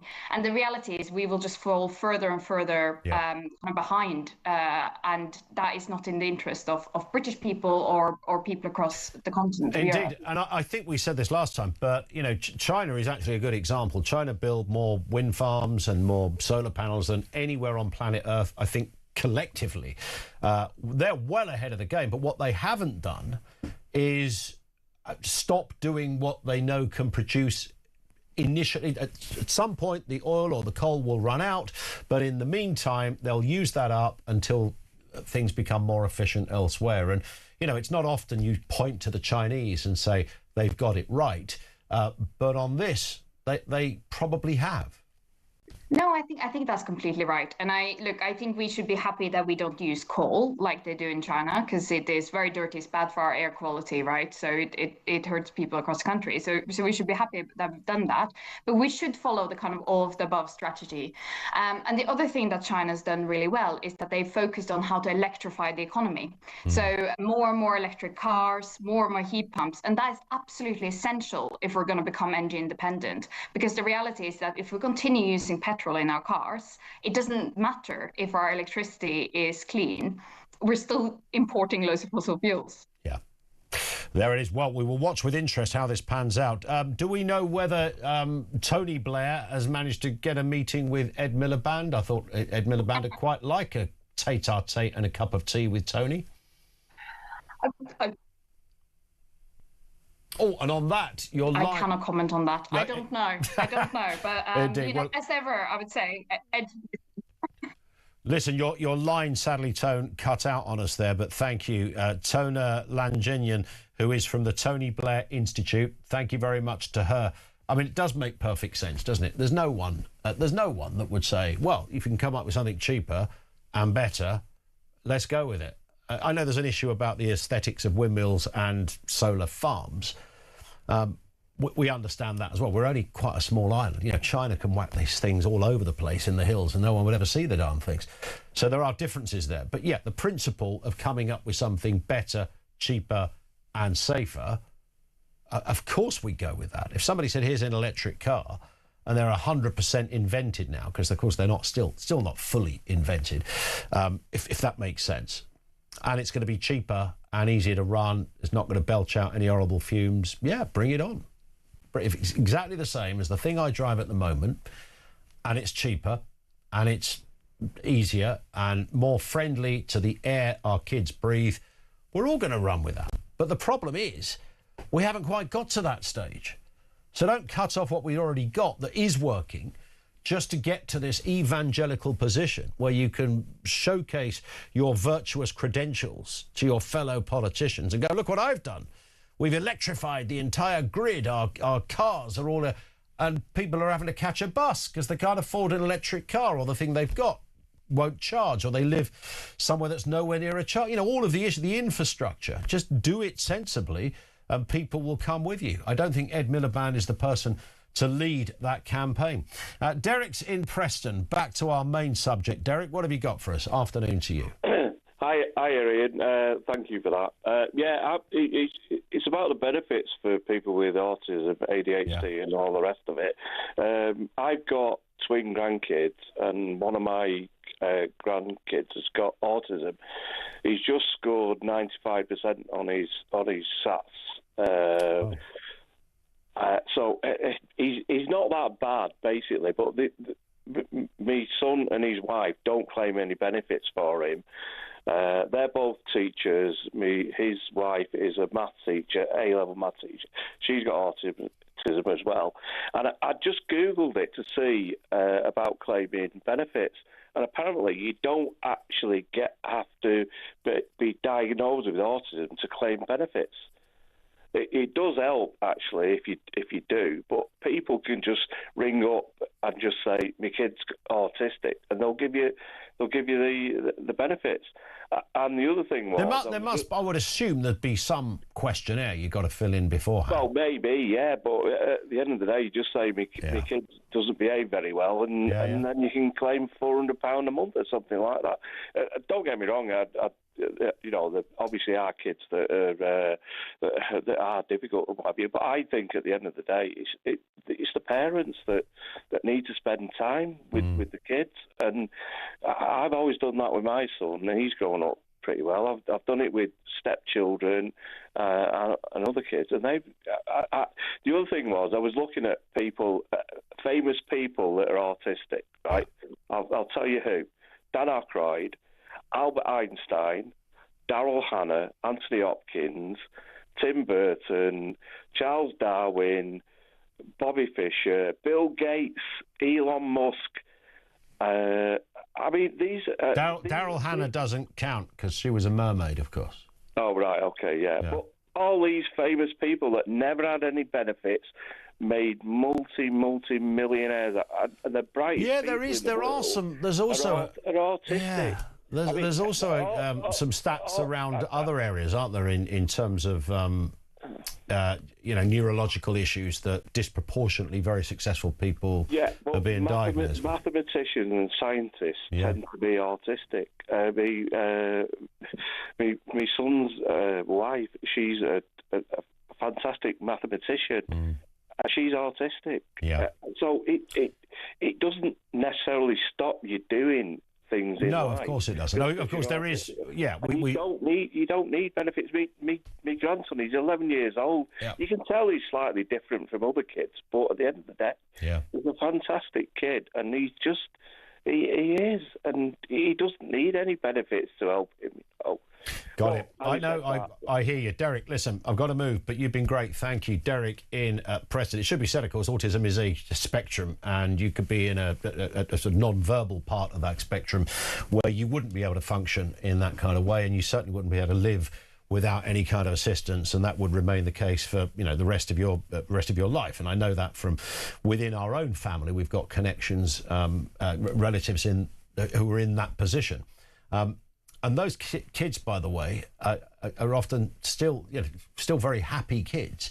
They function almost in some respects, a fairly solitary way, but can function and have their own levels of enjoyments and fascinations, and sometimes kind of their own addictions of fascination and all that goes with it. But of course, it's a spectrum, so you can be autistic, but that manifests in a variety of different ways. 0344 499 1000. Loads more calls still to come. Voice of Doom on its way. Loads of great guests. Keep it here. It's Talk. It's 10 to 3.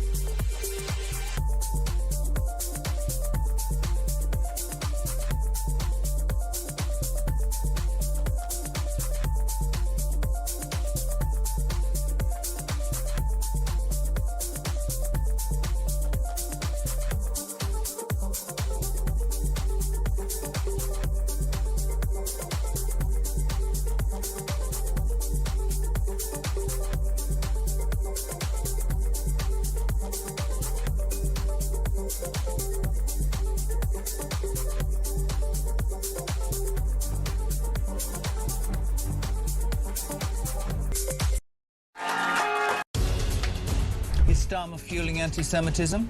I don't think he's doing anything to deal with anti-Semitism. The attempt to gaslight the British people and the Jewish community is appalling. This has to stop. It's almost being normalised, and it's terrifying, and we're sick of it. Enough's enough. Don't be shocked, and don't you bloody dare claim to be shocked or upset or care about Jewish people being stabbed on the streets of our capital city in broad daylight.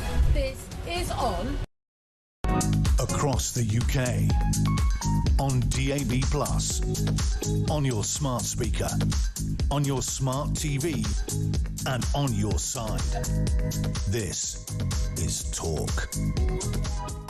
This is Talk. It's 7 minutes to 3 o'clock. Don't go away, Steve, with you in just a second. We've got the voice of doom. Of course, it's day 3 of the voice. It's a fairly new voice, a mystery voice for those who don't know, but it's a politician. It's always a politician or political person you're looking for.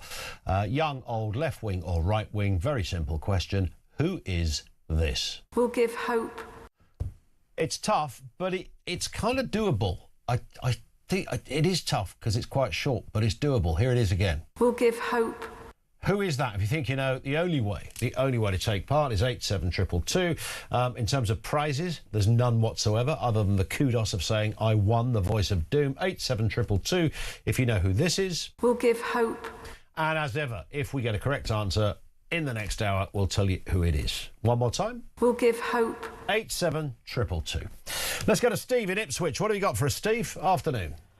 Afternoon, Ian. Oh, yeah. Just a quick one, just regarding these benefits and everything. Not regarding the autism, but the ADHD. Yeah. I would like to know the figures of how many single-parent children have got ADHD as opposed to the two-parent children. Interesting question. Got ADHD. Yeah. Because you can bet your bottom dollar, you know what's coming, and it's down to that. A lot of it is lack of attention, lack of parenting. Yeah. Or bad parenting skills.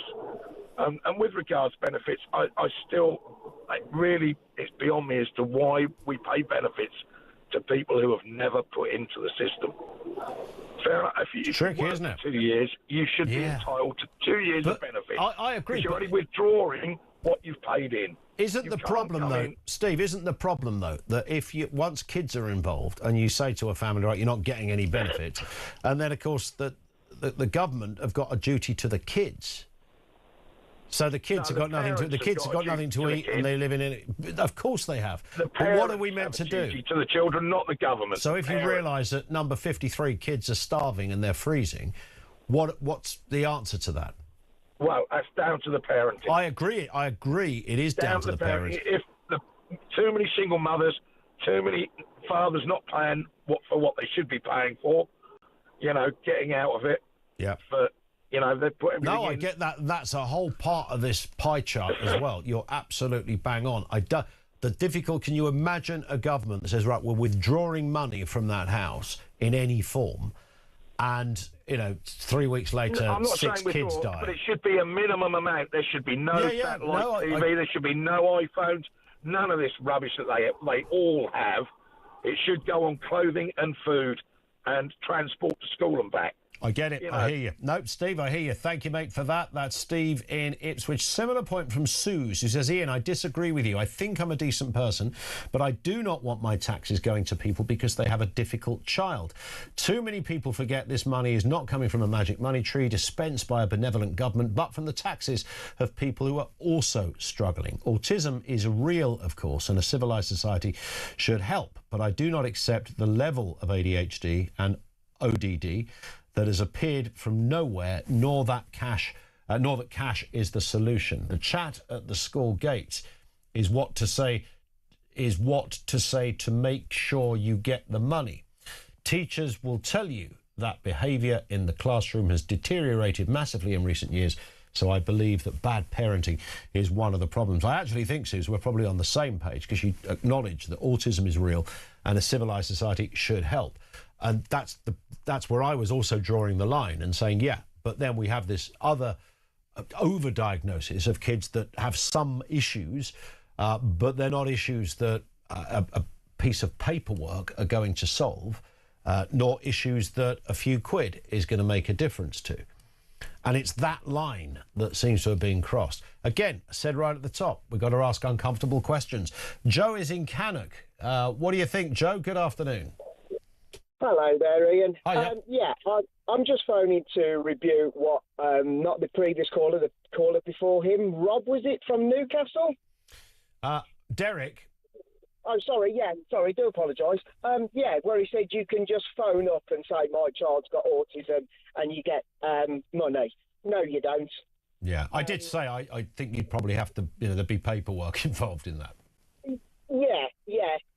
I'll tell you, it's a 32-page form that you have to fill out. You have to give information on there of when your child received the diagnosis of autism, which my daughter has. Mm-hmm. We adopted her when she was 9 months old, and we know that she would have some issues. However, it's transpired that she is autistic. She has a condition called echolalia, and these are part of, because she has a rare genetic condition called microduplication of chromosome. Okay. So that's a very technical thing, but literally when you look up a book the geneticist gave us, and you go down to the exact point of where our daughter's duplication is, it's like they sat with her and then wrote the book afterwards. Wow. So this is inherited from the, I don't want to judge anything here, but from the challenges of her birth parents. Yes, from her birth parents, who had both been diagnosed with learning difficulties. Okay. And both had her birth mother had a trapped IQ of 60 and a dad of 75, where a normal range is 100. Wow. So, I hear it. Listen, Joe, more than happy for you to make that first point as well. Thank you for that, Joe in Cannock. We hit the clock. Voice of Doom sounds like this. We'll give hope. 87222, if you think you know.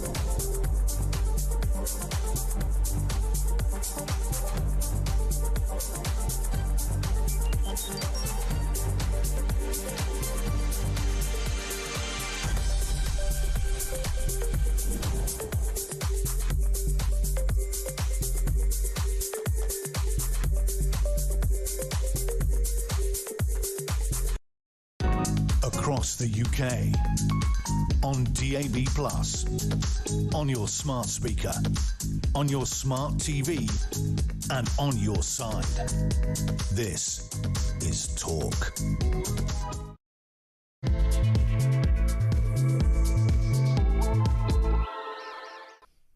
Good afternoon. Yeah, 3 minutes after 3 o'clock. Welcome back to the home of Common Sense. A big story that we're running with, majoring on this one this afternoon. Work and Pensions Department predicting the number of kids receiving disability benefits will hit a record of over 1 million by this time next year. That is up from the current 900,000. This increase partly due to a sharp rise in behavioural issue claims.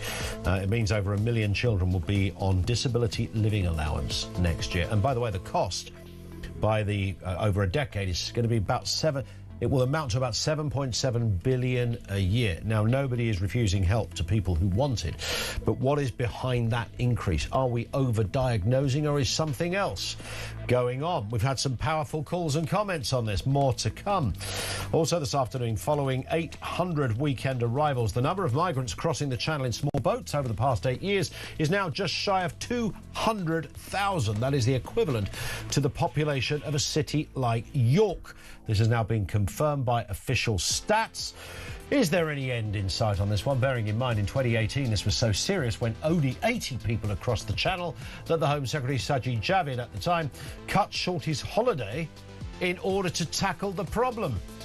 Now it barely makes front pages.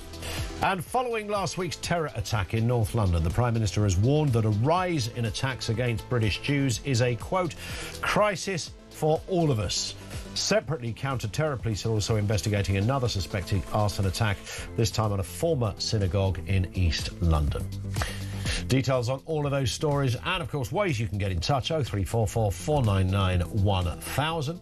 You can message 87222. We've got the voice of doom. Have we got a winner? Find out in a few moments. And lots to talk about, including Keir Starmer telling European leaders today that closer ties with Brussels are vital for the UK's national and economic interest. Now, if I was being really cynical, think of a cynical person and then multiply that cynical person to the power of about 2 billion. If I was being that person, I would think that in Keir Starmer's DNA, in his heart, in the inner core of his biological, neurological system, was a desire to rejoin the EU. Now, I know that is super cynical, but I might be forgiven for thinking that. However, greater single market access depends on an expected annual EU payment. Here we go. Around about £1 billion. Ka-ching. Thank you very much. Trebles all round over there at Brussels. Could this be another sneaky way for Starmer to shift us back into the EU? Stop being so cynical. Let's speak to Annunziata Rees-Mogg, head of comms at Popular Conservatism, former Brexit Party MEP, who's also very cynical as well. What is happening to us? Is it National Cynicism Day, do you think? I mean, how could we possibly be cynical?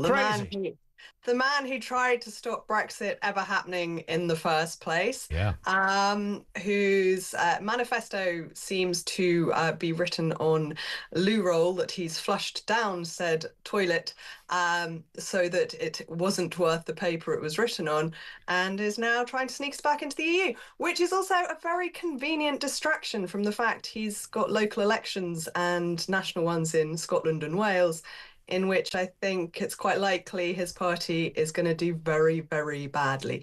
So he popped off to chat to some European leaders and promise what he'd wanted to do all along, which is to tie us back into Europe, not just with a trade agreement. We've got trade agreements with countries across the world.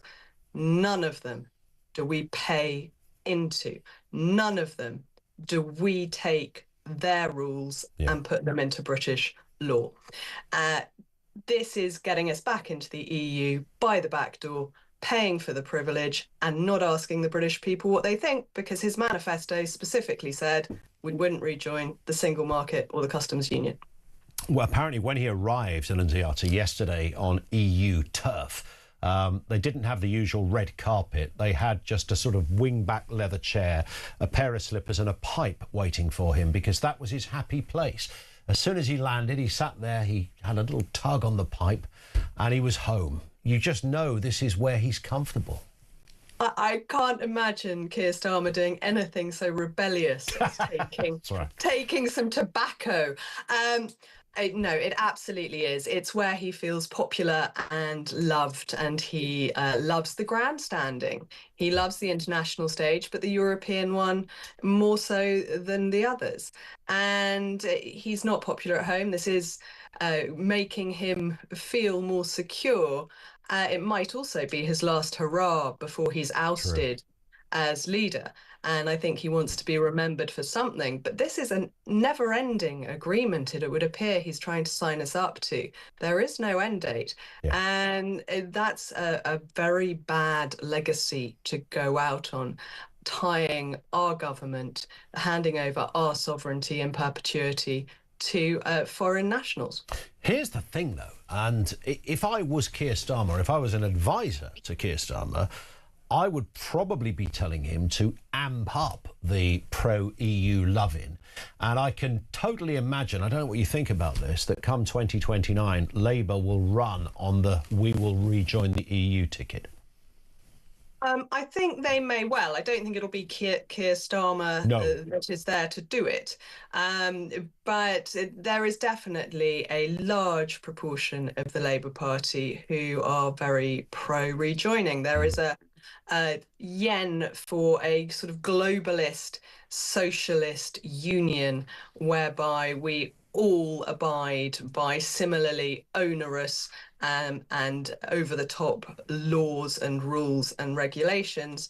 And the nation state isn't a sovereign entity. That isn't how they want the world to exist. They want us to be part of large blocks, if not an entirely global government. And that isn't what the British people have ever wanted. They are actually a proud nation. They do want to set their own rules. We do all want to be able to kick out our government and change what happens.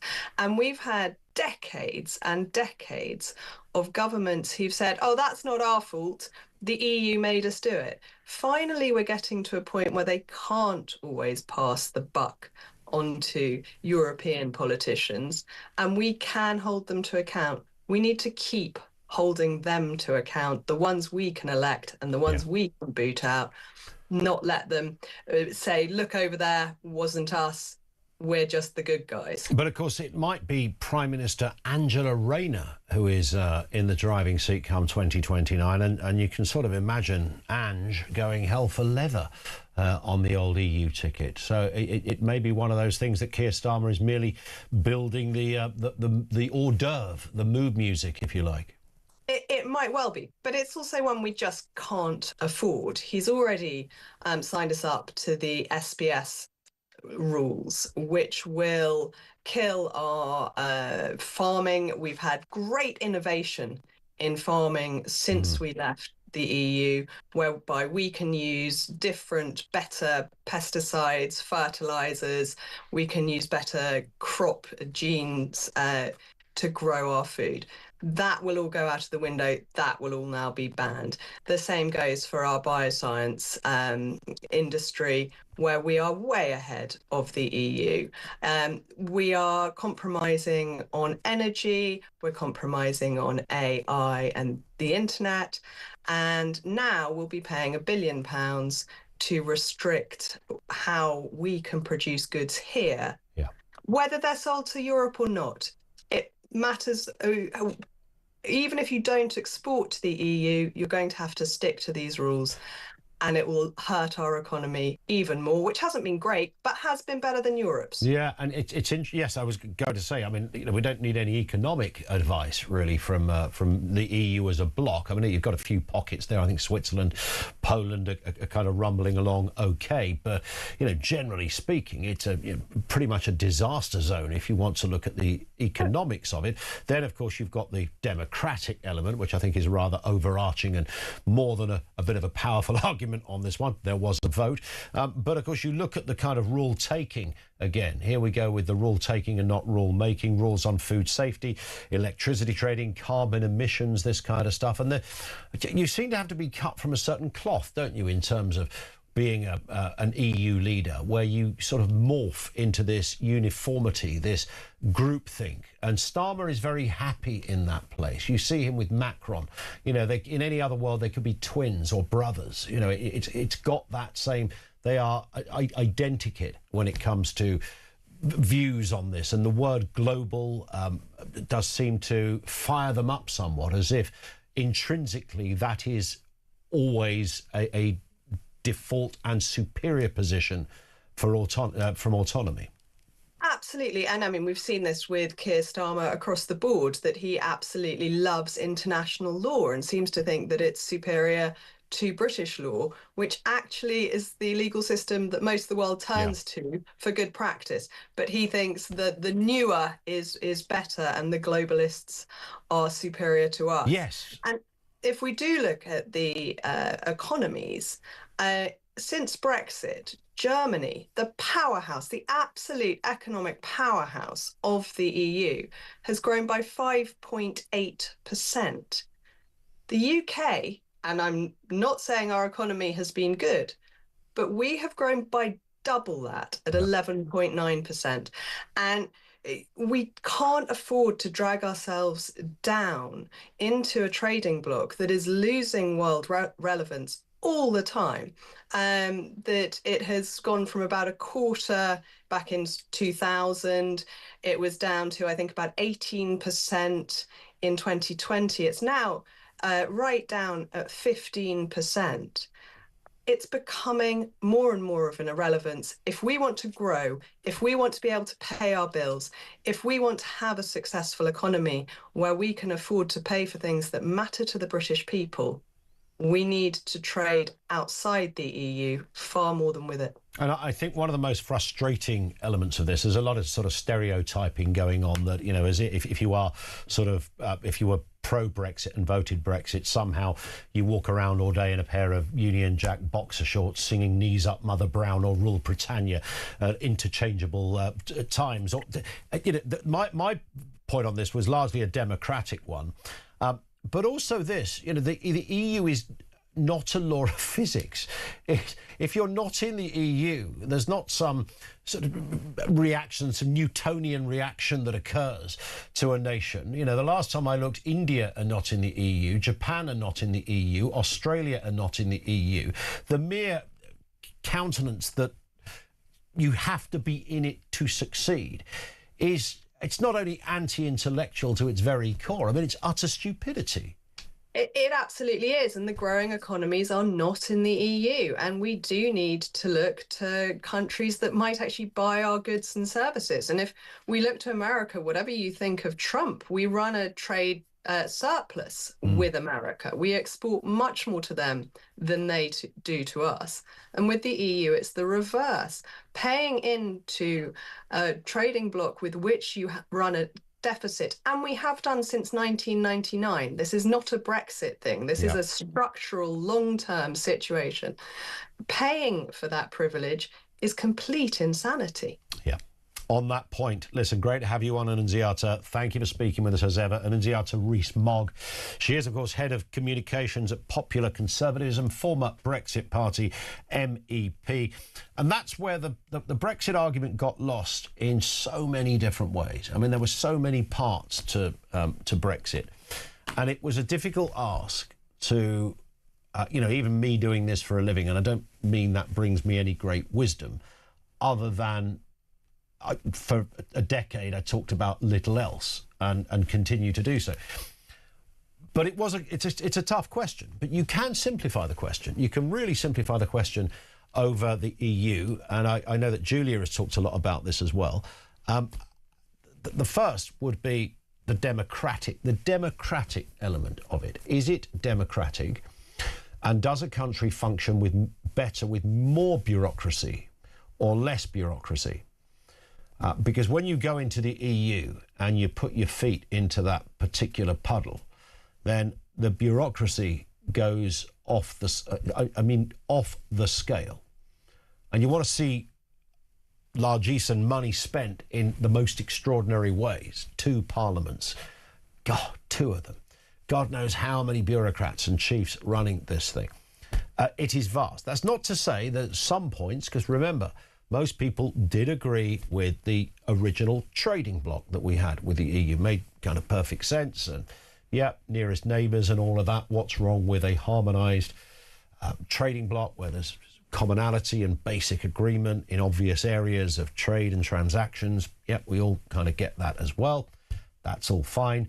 But is it democratic? Are we deferring certain decisions, legal, economic or otherwise, to a tier of people that were not elected in the conventional sense? Yes, we're in a club, but does it take it beyond the spirit of what you thought that club was about? And I think many people concluded, yeah, it does. And the second reason was really, as I just said to Annunziata there, this idea that it's a sort of irredeemable reality, that you are doomed to failure if you're not in it. I mean, it's just a stupid thing to say. And good, hardened, informed Brexiteers will acknowledge. They'll go, yeah, well, there might be bits of it that could have worked, but we weren't allowed to have those bits. We had to have the whole thing. And that was unacceptable. But the mere idea that you're going to flounce everything because you're not in it is just pants. I mean, get in the bin if that's the way you're thinking. And again, those that agitated to stay in it, their arguments were, I would argue, largely kind of global and sort of romantic. People like the idea, yeah, we're in the EU, we're part of one big club, man. Got the French and the Polish, we're all the same thing. You know, that played a big part in it. 0344 499 1000. Little bit of breaking news. 4 Palestinian action activists have been found guilty after a retrial at Woolwich Crown Court of criminal damage over a raid at the UK base of an Israeli-based defence company. I think, was that the story where a police officer got quite badly injured during the arrest stage of that? I think I'm right in saying. But anyway, they've been found guilty now after a retrial at Woolwich Crown Court. Let's do the voice of doom. Should we do the voice of doom now? Do you want to do it this side of the... Or should we just wait a second? Finn wants to do it now. He's very, very keen. Oh, you want to wait a second? No, now, he's saying. Now. Okay. Voice of doom. This was the voice we played you. Will give hope. I mean, that was very... Is that our shortest one ever? I think it might be. Let's hear it again. Will give hope. Will give hope. Who was that? These are some of the guesses. Layla Cunningham, no. Kate Hoey, no. Liz Kendall, no. Margaret Thatcher. We'll hear that again, Amy. Will give hope. That was Thatcher. Hannah Spencer, no. Roy Hattersley, yes. No. Victoria Atkins, no. Sarah Pochin, no. Penny Mordaunt, no. Harriet Harman, no. Edwina Curry, no. And then Ashton guest, Tessa Jowell. Tessa Jowell, former minister in the Blair government, and she was there for years. Big, high-profile front bencher. Was it Tessa Jowell? Can we hear the voice again? Will give hope. Yes, it was. Day 3, and it's gone. Which means we've got to come up for another one tomorrow. Tessa Jowell was the right answer. Sadly, no longer with us. She died in 2018. But she was there as a parliamentarian for absolutely, I'm tempted to say, decades. I think that would be reasonable. There a long time. And much loved across parties as well. 0344 499 1000. Back to more of your calls. Loads coming in next here on Talk.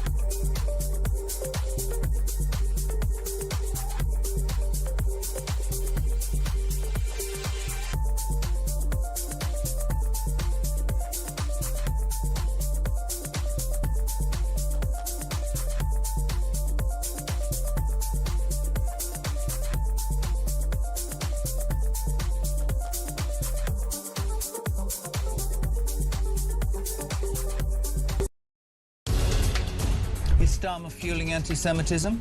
I don't think he's doing anything to deal with anti-Semitism. The attempt to gaslight the British people and the Jewish community is appalling. This has to stop. It's almost being normalised, and it's terrifying, and we're sick of it. Enough's enough. Don't be shocked, and don't you bloody dare claim to be shocked or upset or care about Jewish people being stabbed on the streets of our capital city in broad daylight. This is on you. Across the UK, on DAB+, on your smart speaker, on your smart TV, and on your side. This is Talk. It is Talk, 0344 499 1000.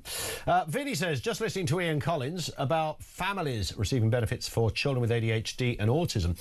It's one of the biggest scams in the country at the moment. Some people generally need the benefit, but the majority don't. There are 3 levels to DLA benefits, disability living allowance, which include weekly allowance, car disability allowance and carers allowance, which can be a total of £600 extra a month. This is being encouraged by woke teachers. How is this extra money going to help a child? All it's doing is bringing up the next generation of welfare state-reliant society. Now, the only thing I would say to that in terms of teachers, and knowing quite a lot of parents who are trying to get some kind of acknowledgement for what they believe are problems that their own kids are encountering and problems that they believe are not just surmountable general childhood grumpy moments and the terrible twos and all the rest of it, you know, much more than that. The one thing most of them claim is they don't get any help from the school. And one of the problems there is that if the school acknowledge it, then the school could be forced to have to cater for it.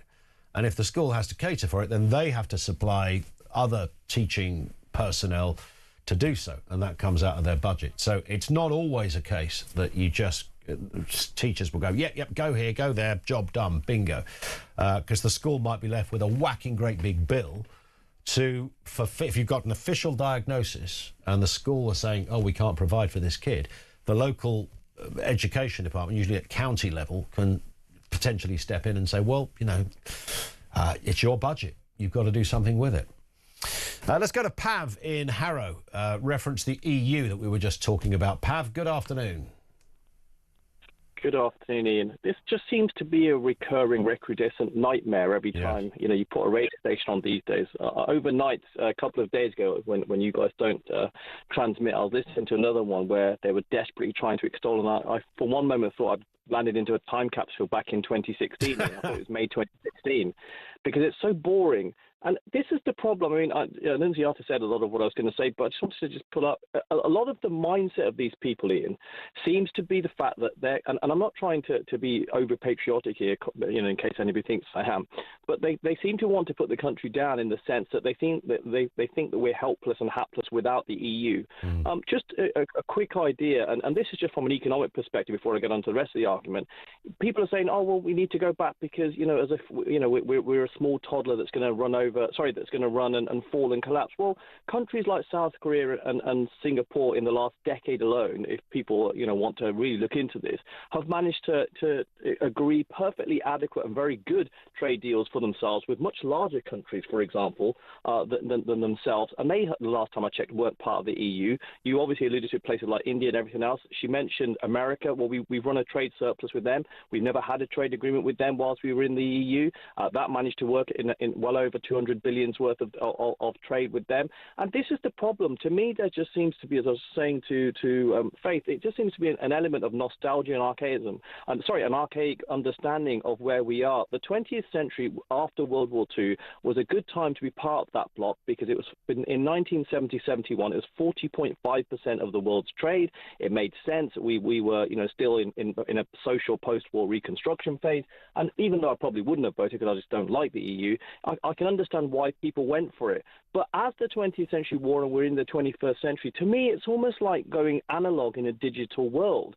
This is the thing that it is. Other than sentiment or this idea that we need to be part of this bloc or frankly, the economic illiteracy demonstrated by, amongst others, Alistair Campbell, when he actually believed that we'd lost 8% compound, you know, in terms of not being part of that bloc. Other other than those types of nonsense, there really isn't any other need. We don't want freedom of movement, which was one of the big sticking points that we had for all sorts of reasons. We've got enough problems here with illegal immigration. We have, for heaven's sake, don't need any more. This idea about people going and staying, or that we've denied the rights of 26, 27 countries for people to go and live and retire. Well, how many people did that actually affect? Was your local, without sounding too disparaging, was your sort of normal person here probably below the average wage in terms of annual income? Were they really, going to move to Europe and go and start a new life? The answer is no. And the thing that really irks me finally, Ian, is the fact that, people bang on, they say, oh, well, talk to the businesses that trade with Europe. And that's approximately 7 or 8%.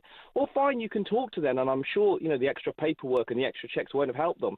But often forgotten in this thing is the 92% that don't trade with Europe and yet are subject to the same rules. So if you want an element of proportionality, that's the thing. And the last point in it, because I know I'm time conscious, don't worry, I've got it on there, is the fact that these people bang on a lot of the left about the whole EU. But if you have a look at one of the things that I turned against the whole EU project, the way that they completely exploit some of the African and Asian economies, and people are going to look this up, by the way, don't take my word for it, in order to, especially to crystallise around the CAP, the Common Agricultural Policy, is a disgrace. So talk about exploitation and equality in the same breath, and then talk about rejoining. As I always say, this is the age of hypocrisy, spelt with an ACY, because that's what these people are. On the one hand, they're all for this. On the other hand, they want to join a bloc which happily exploits for its own particular populations and member states. Can you imagine, Pav? I said to our last guest that I could see Labour campaigning in 2029 for a full rejoining. Can you imagine that? Yes, because I think they're almost certainly, the way that the mood music's going, Ed Davey is probably going to be quite critical to Labour, because I suspect they'll lose their own status in that election. But ironically, I think it would almost be the culmination of a story, because on the opposite side, you're going to have Farage and everybody else. And let's be honest, he was one of the architects for it, so he needs to own it. But I just think we're tired. We need to move on. It's a bit like the Scottish referendum stuff. Once you've had it, you've got to respect these things. But of course, one side will always respect it only when they win, which again is a sad indictment of our democracy. And let's be honest. The fact that we want more democracy is one of the other reasons why we left that bureaucratic beetledom in Brussels behind, and there's no real desire, in my opinion, anyway, to go back to it. They always the stats that the kind of Remainers come out with is that a big chunk of those that voted to leave are now dead. So and a new chunk of people that would have voted to remain are now of voting age, and one will outdo the other every day of the week. That's their contention. So if there was a referendum tomorrow, the vote would be to rejoin. Do you believe that? Well, look, it's speculation, Ian, and people can suggest what they want in the same way that people think that youngsters were automatically going to vote for Labour, and we're finding out now, we're seeing in polls that's not the case. But for those people, I always have one small but rather salient fact to give them. Between January and June 2016, over 1,600 polls were carried out for Brexit. 1,597 of them emphatically returned a Remain result. We all know what happened. So we need to turn around and stop being so enamoured with polls. They're exciting. They're almost like snapshots. But the reality is they want to test the waters again, fine. But let's be honest. If we'd had said to people in the mid-'80s, we want to test the waters again about joining staying in the European Union or the EEC at the time, they would have turned around and had paroxysms all over the place. But if they want to do it, fine. But if it means ending this nonsense, I'd be up for it, because I think most people now, there was a very good thing in the Telegraph a couple of weeks ago where, you had a journalist, I think it was Judith Samuel, who said she'd voted Remain. And she would now vote to stay out, because we need to get a grip on the country. And one of the biggest concerns I have, whether they're Labour, Tory, or anybody else's, these politicians, they desperately want to deflect and avoid any genuine accountability. Look, you're elected. If you get things wrong, we want to be able to turf you out. We don't want you to be able to hide behind a smoke screen. So, the Europeans, or it's an austerity bloc. And that's what I think they're afraid of. And that's really one of the main reasons why I want to have this element of democracy, because frankly, to me, a lot of our politicians, whether the current bunch or the previous ones, they're rather emasculated.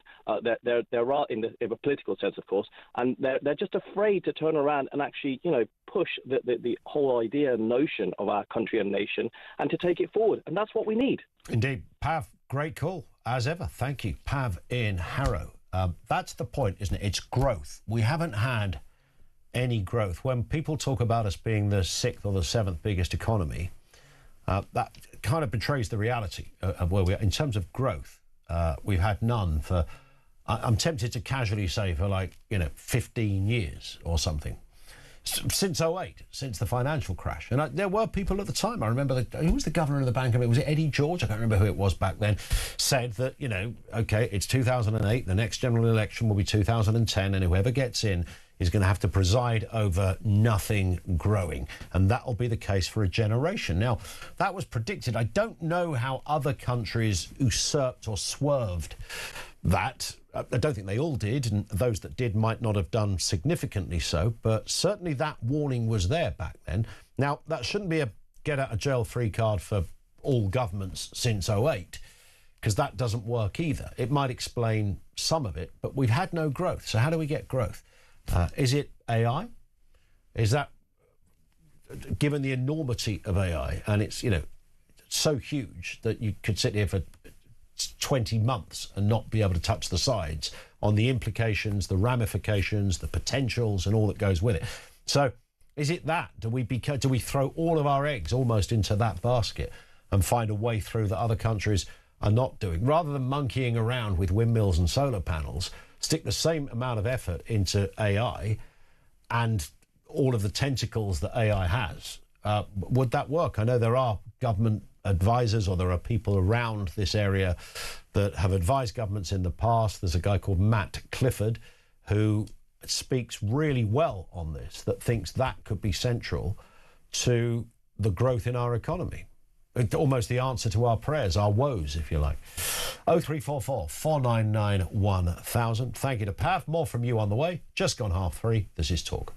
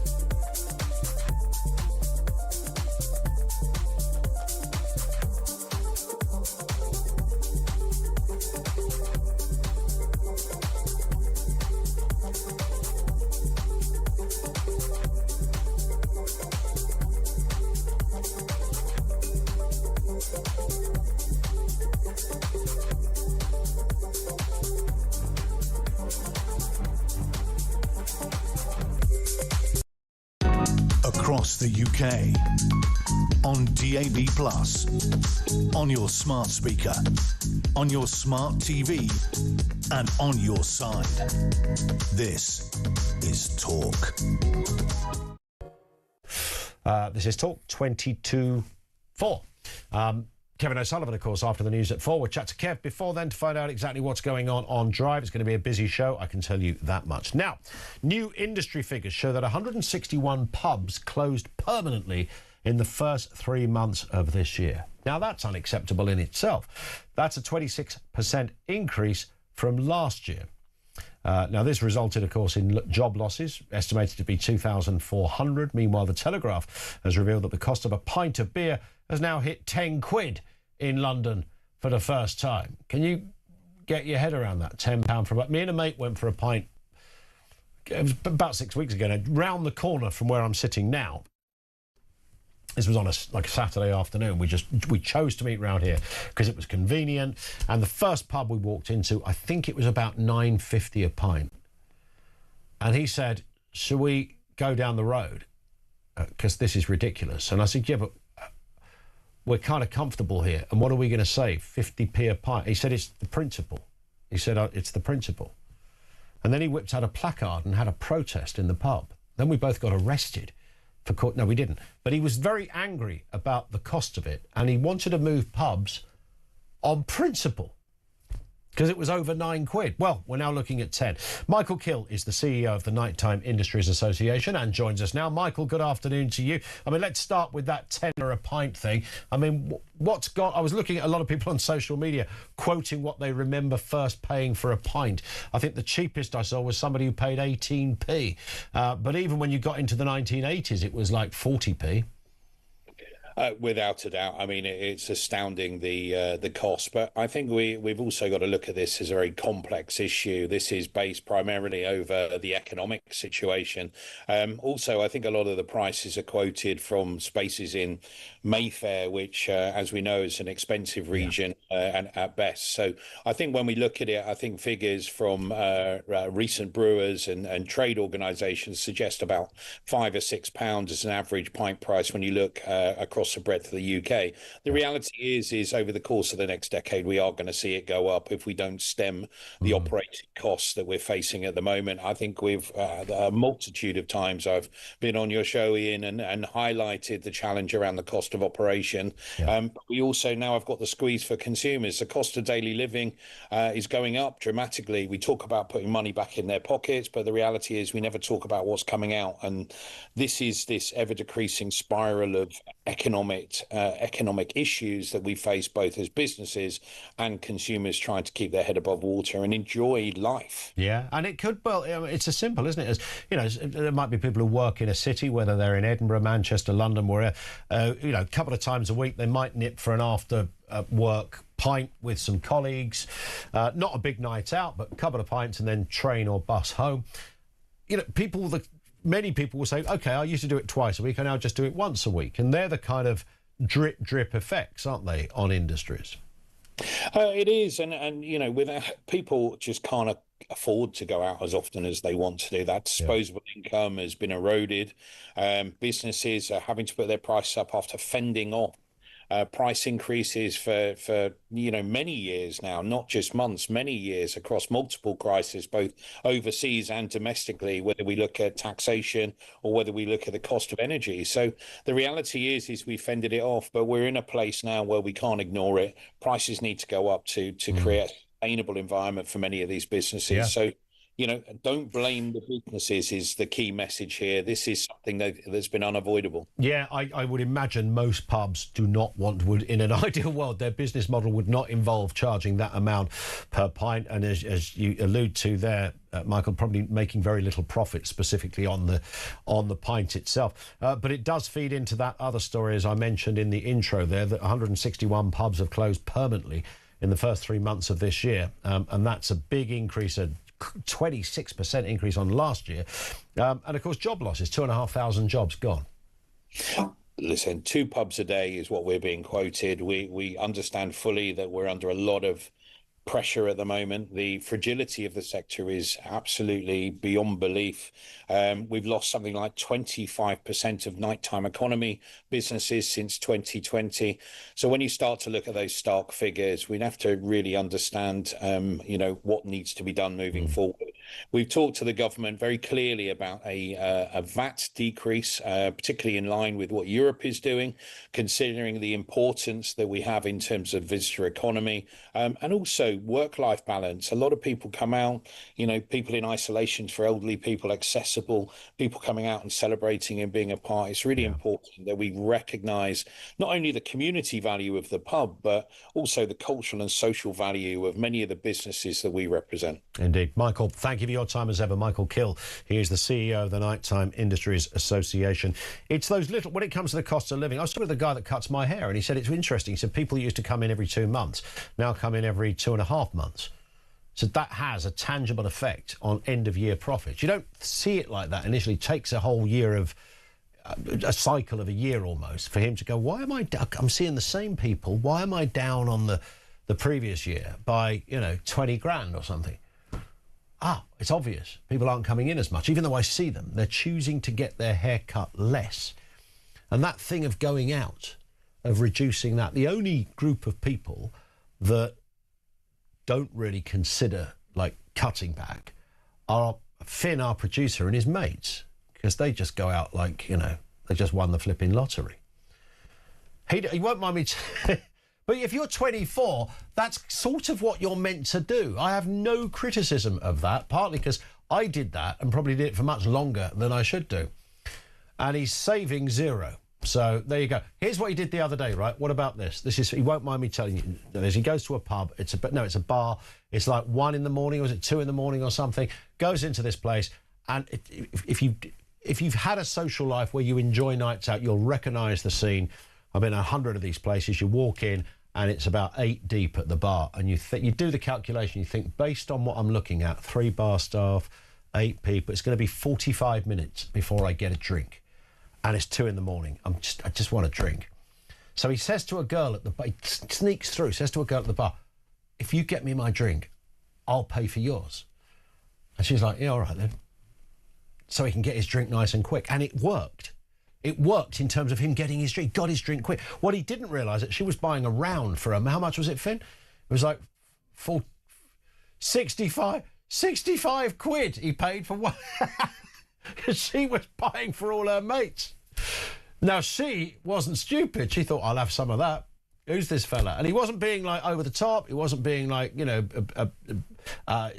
wasn't trying to chat her up or anything like that. He just wanted a bloody drink. But ended up paying for the table in the corner. But yes, going out is ridiculous. And I don't know anyone of all ages that don't at some point discuss, especially after a weekend. I say it every weekend, went out on Friday. You won't believe what, as a family, just getting food and a couple of drinks, you won't believe what it came to. That was never something I think you clocked in the same way, no matter what your income, what everybody sees it like that. Joe says, 57p for a pint of Carlsberg in 1987. I was 15, born in 72. 15, it was illegal even in 1972. We're going to report that. We're going to report Joe to Ofcom and the police for underage drinking.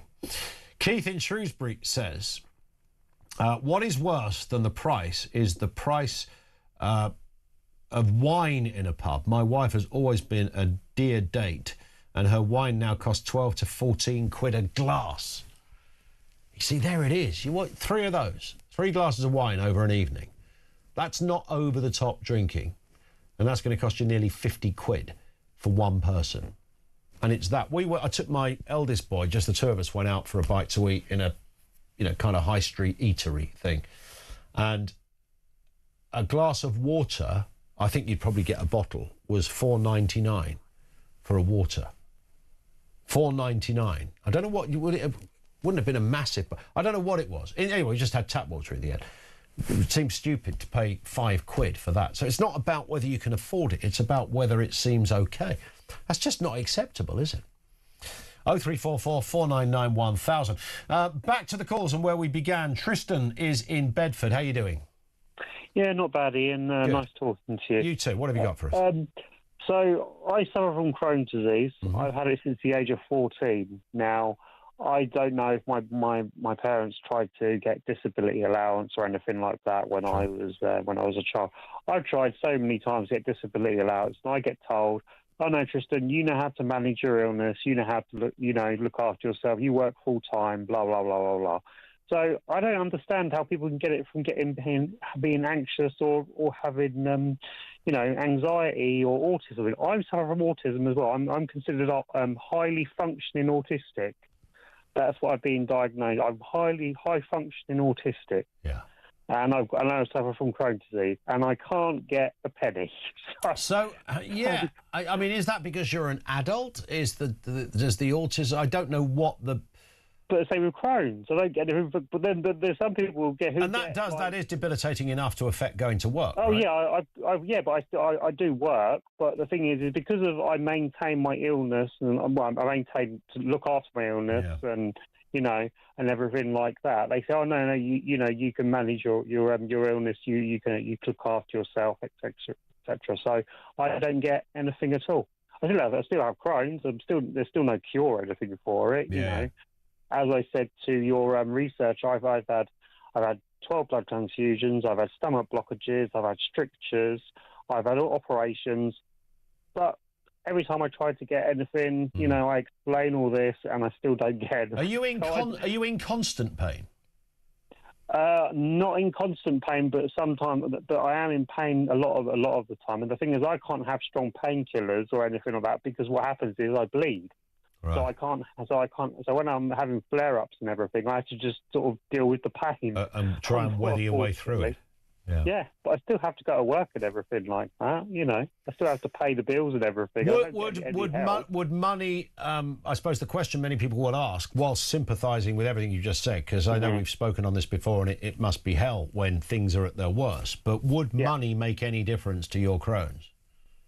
Money would make things easier, especially with the certain dietary requirements that I have to have. And it would just make things generally easier, to be honest with you.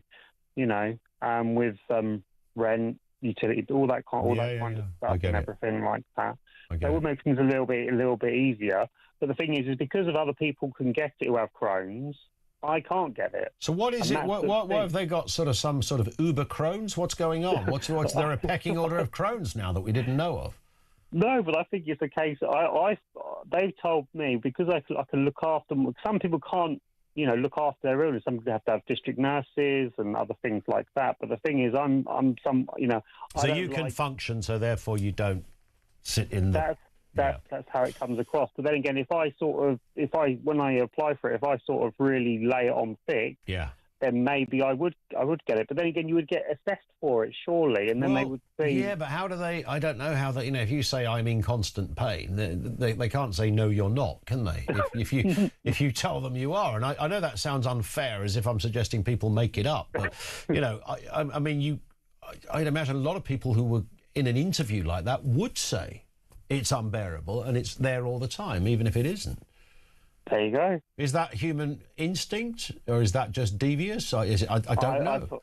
I would say that as one of your previous callers said, they had the chance to get £400 and they just sort of. Would you turn it down? Yeah, maybe it is that. Tristan, thank you. Good luck with it all, and you continue to battle and do so brilliantly. So thank you, Tristan in Bedford.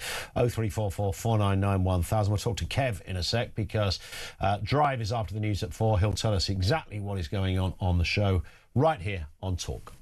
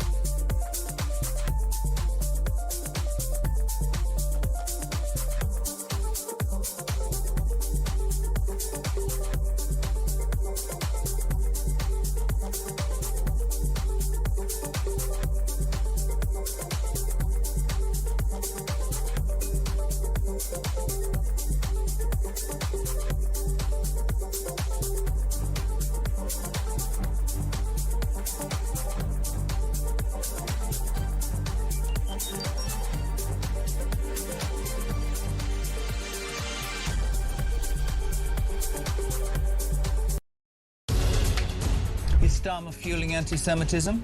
I don't think he's doing anything to deal with anti-Semitism. The attempt to gaslight the British people and the Jewish community is appalling. This has to stop. It's almost being normalised, and it's terrifying, and we're sick of it. Enough's enough. Don't be shocked, and don't you bloody dare claim to be shocked or upset or care about Jewish people being stabbed on the streets of our capital city in broad daylight. This is on you.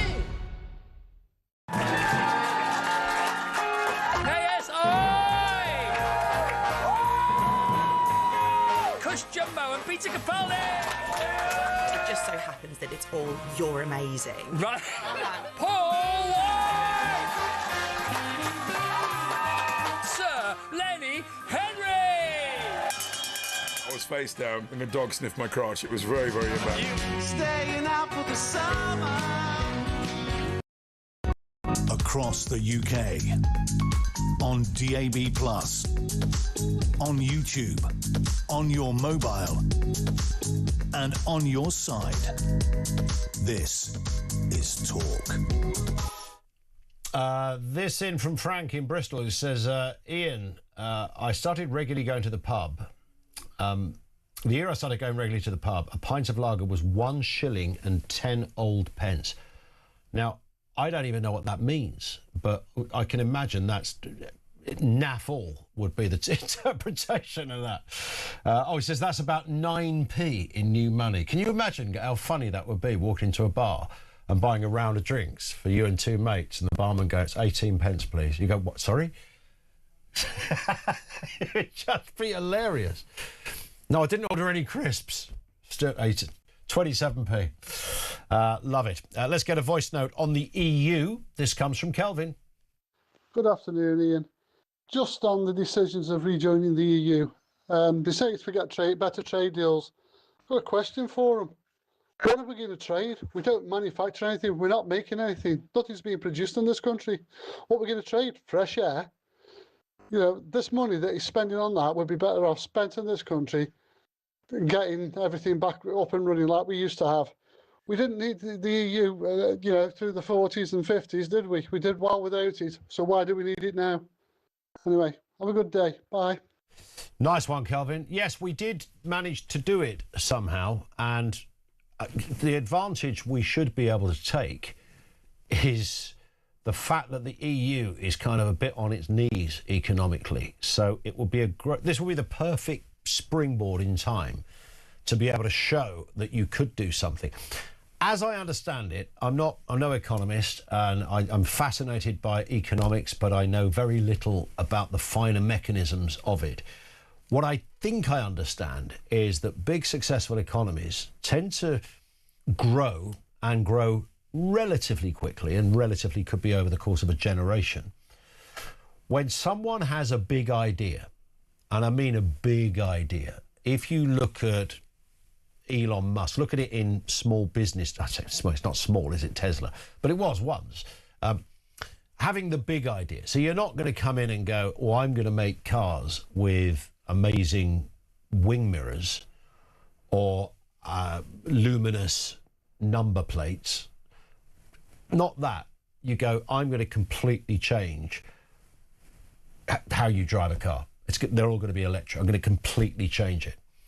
The big idea, it works. I'm going to cure cancer. That is my company aim. Stuff of that magnitude. Now, if a country has that mentality, and I just sense it kind of needs that, you'd have to require, I mean, bearing in mind we haven't grown for a generation or more. Our economy hasn't grown. We've been pretty much static. So we could have been there by, if somebody in 2010 had the big idea, it might have just worked. We might be there now. Is AI that opportunity that we should embrace